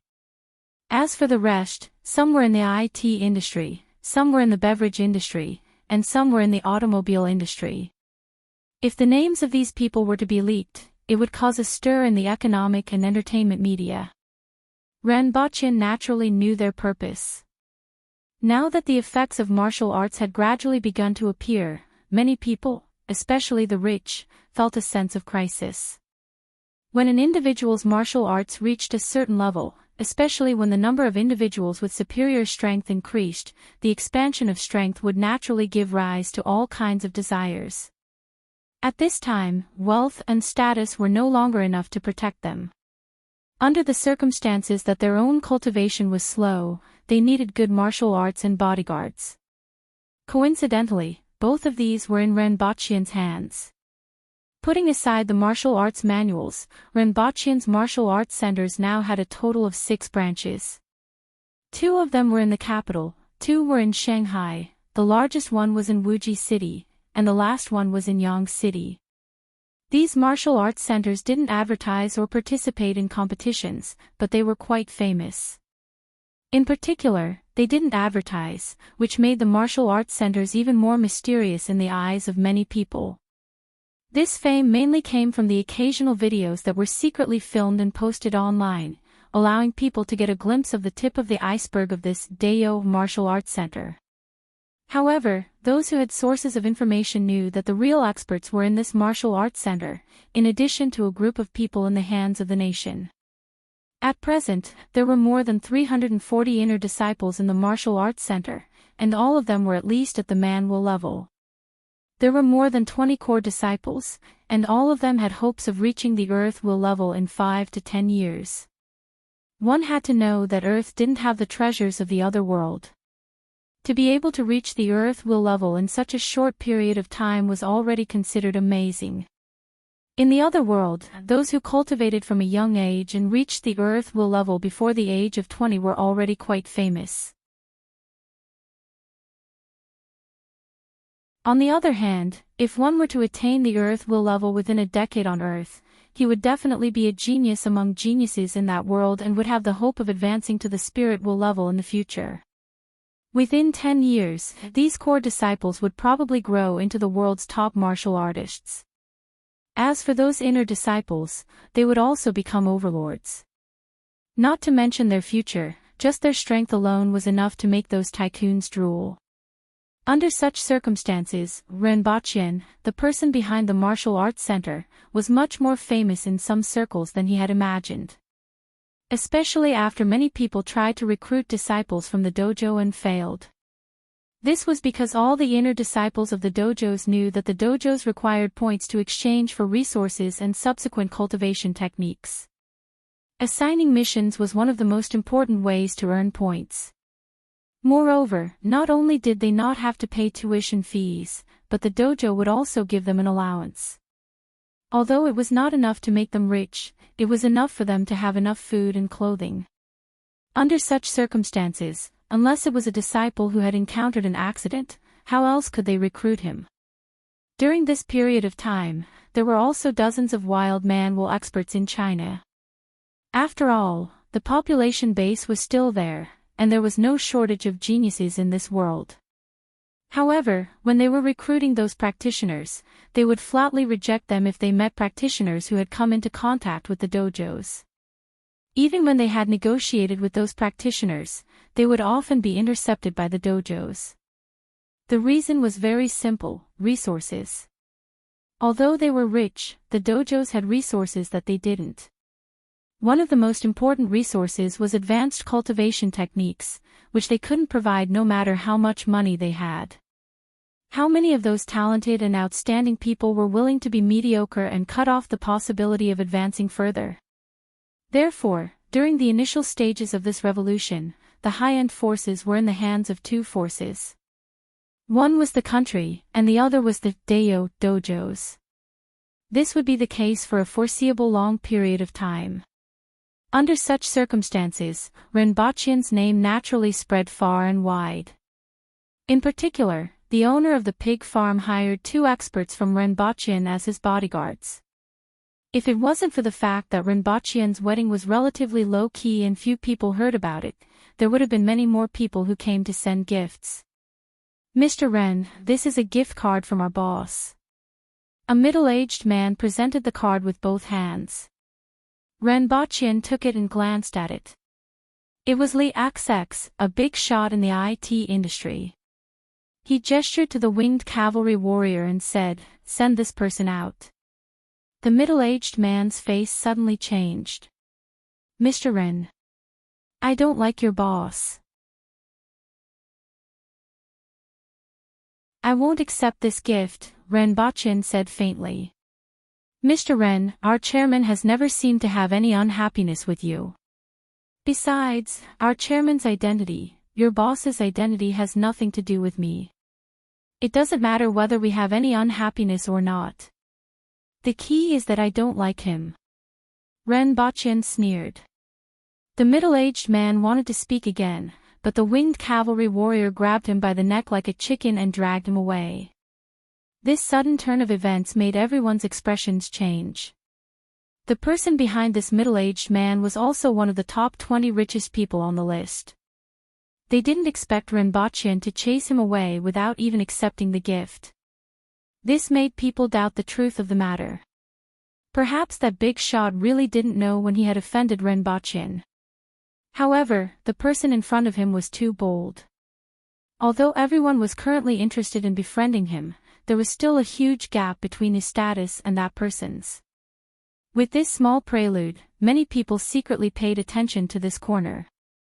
The expressions of the remaining people changed a few times. They were really afraid of being thrown out like that person just now. However, the mission still had to be completed. This time, everyone's hearts were in their mouths. Renbachian accepted the gifts from the first 2 people with a faint smile and even said, "Thank your boss on my behalf. I will definitely visit him in the future." However, when it came to the 3rd person, Renbachian directly threw the gift back. "This person, please leave as well." That person's expression suddenly changed. The people who had previously given gifts immediately showed expressions of schadenfreude. Mr. Ren, can I ask why? That person wanted to die. Why? I don't like your boss Yang, and I don't like your company either. Ren Baqian still had a calm look on his face as he spoke. Mr. Ren, are you serious? That person couldn't help but ask. Ren Baqian revealed a kind smile, but it gave others the impression that he was a giant bear baring its fangs. Everyone else thought that he was lying. After all, no one would offend two famous people in the country just because they didn't like them. Moreover, he directly fell out with them when they gave him gifts. Normal people wouldn't do that. However, Ren Baqian was really speaking the truth this time. One of them was a big shot in the IT industry, while the other was a big shot in the real estate industry. In particular, the latter family was one of the top 10 richest families in the country. Their status was indeed extraordinary, and their influence was indeed not small. If it were someone else, they naturally wouldn't offend them so easily. However, Ren Baqian didn't care. Would they bite him? He only knew two things. Back then, he wanted to have his foreskin circumcision. In the end, he was tricked by his previous company into going to a certain private hospital. Let's not talk about the rest. In any case, it was not a good memory. Ever since the latter moved into his hometown, he couldn't afford to buy a house. Of course, that was more than 10 years ago. However, Ren Baqian remembered it very clearly. Ren Baqian didn't know how much those things had to do with them, and he couldn't be bothered to care. In any case, he just hated them. As for this being a wedding, a joyous occasion. Sorry, this was a second marriage, or rather, a performance.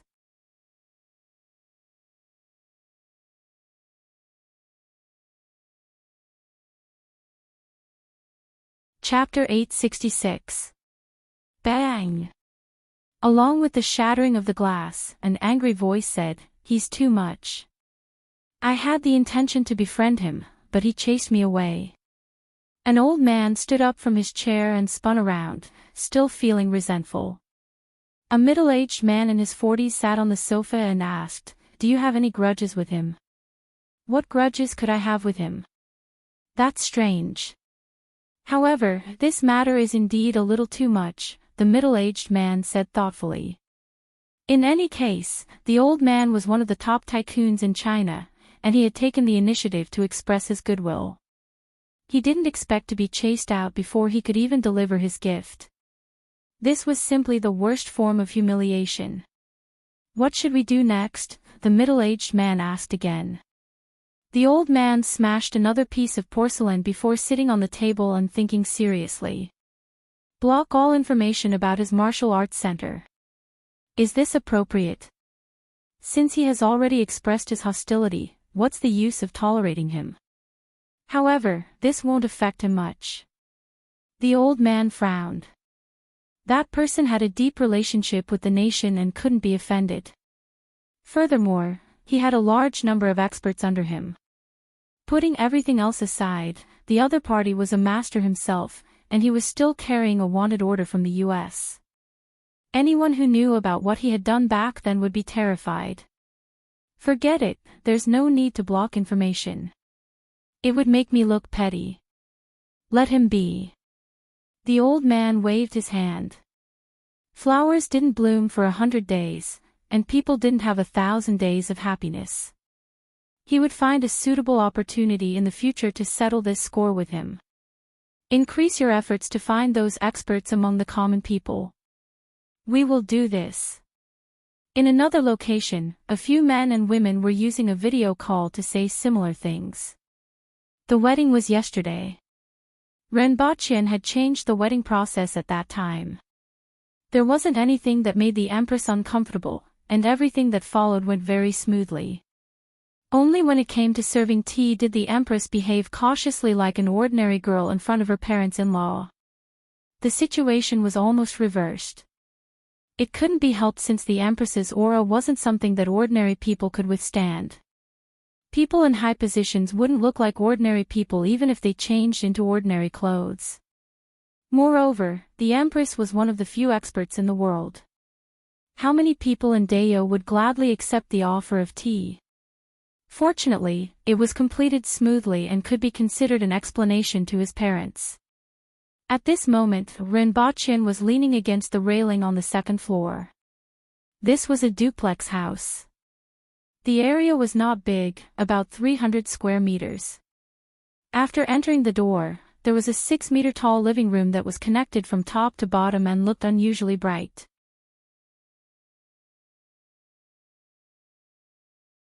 On one side of the living room was a row of windows from top to bottom, allowing the sun to shine in unscrupulously. The room was decorated in a simple European style. Many elderly people liked this kind of clean and tidy style with white and warm colors. Get someone to contact a hospital in Thailand and get the best doctors to perform the surgery, Rinpoche said faintly as he leaned against the fence. What kind of surgery? Ren Wanyan was slightly puzzled.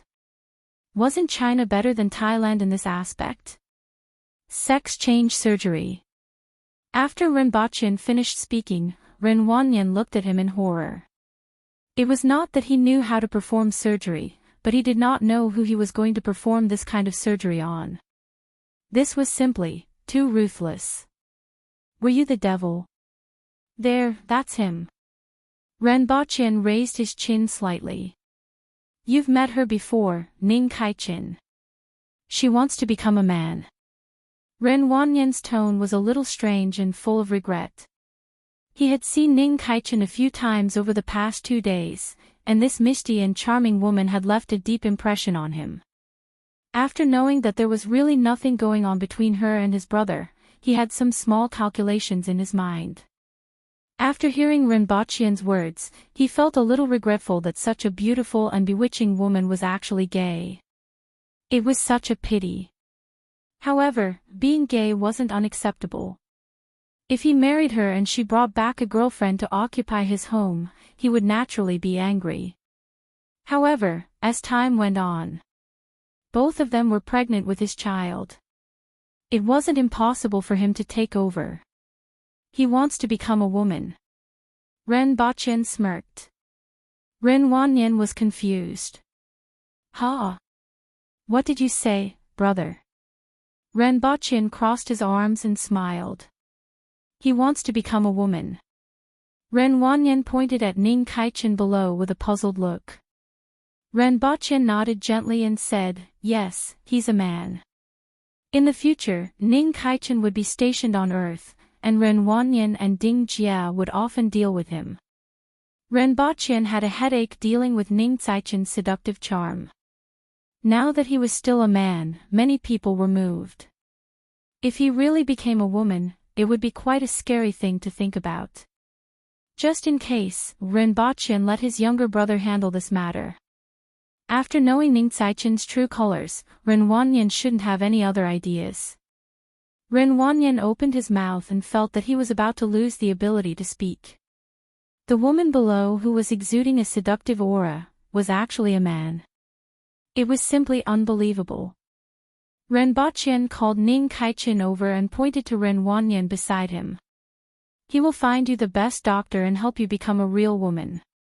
Then I shall thank you in advance. Ning Kaichin pursed her lips and smiled. Her eyes shone, causing Ren Wanyan's heartbeat to accelerate by 50%.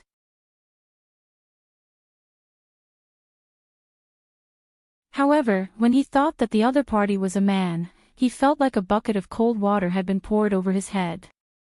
After letting Ren Wanyan leave, Rinpoche said to Ning Kaichin, after a few days, you should have realized that this is a completely different world from Dayo, Great Xia, and the Yun Nation. I didn't expect such a magical thing to exist in this world. Ning Kaichin sighed. If she hadn't been brought here by Rinpoche, how could she have known that there was such a world and that Rinpoche actually came from here? She wouldn't have even dreamed of it. It's indeed magical, Rinpoche said softly. Up until now, he still didn't know how he got to that world. Even the Empress couldn't figure it out. She only knew that the space around her fluctuated, and she was able to travel to another world. However, she still had no clue what caused it and how it was done. After you become a woman, you will rest for a period of time. Wan Yen will arrange a place for you to stay.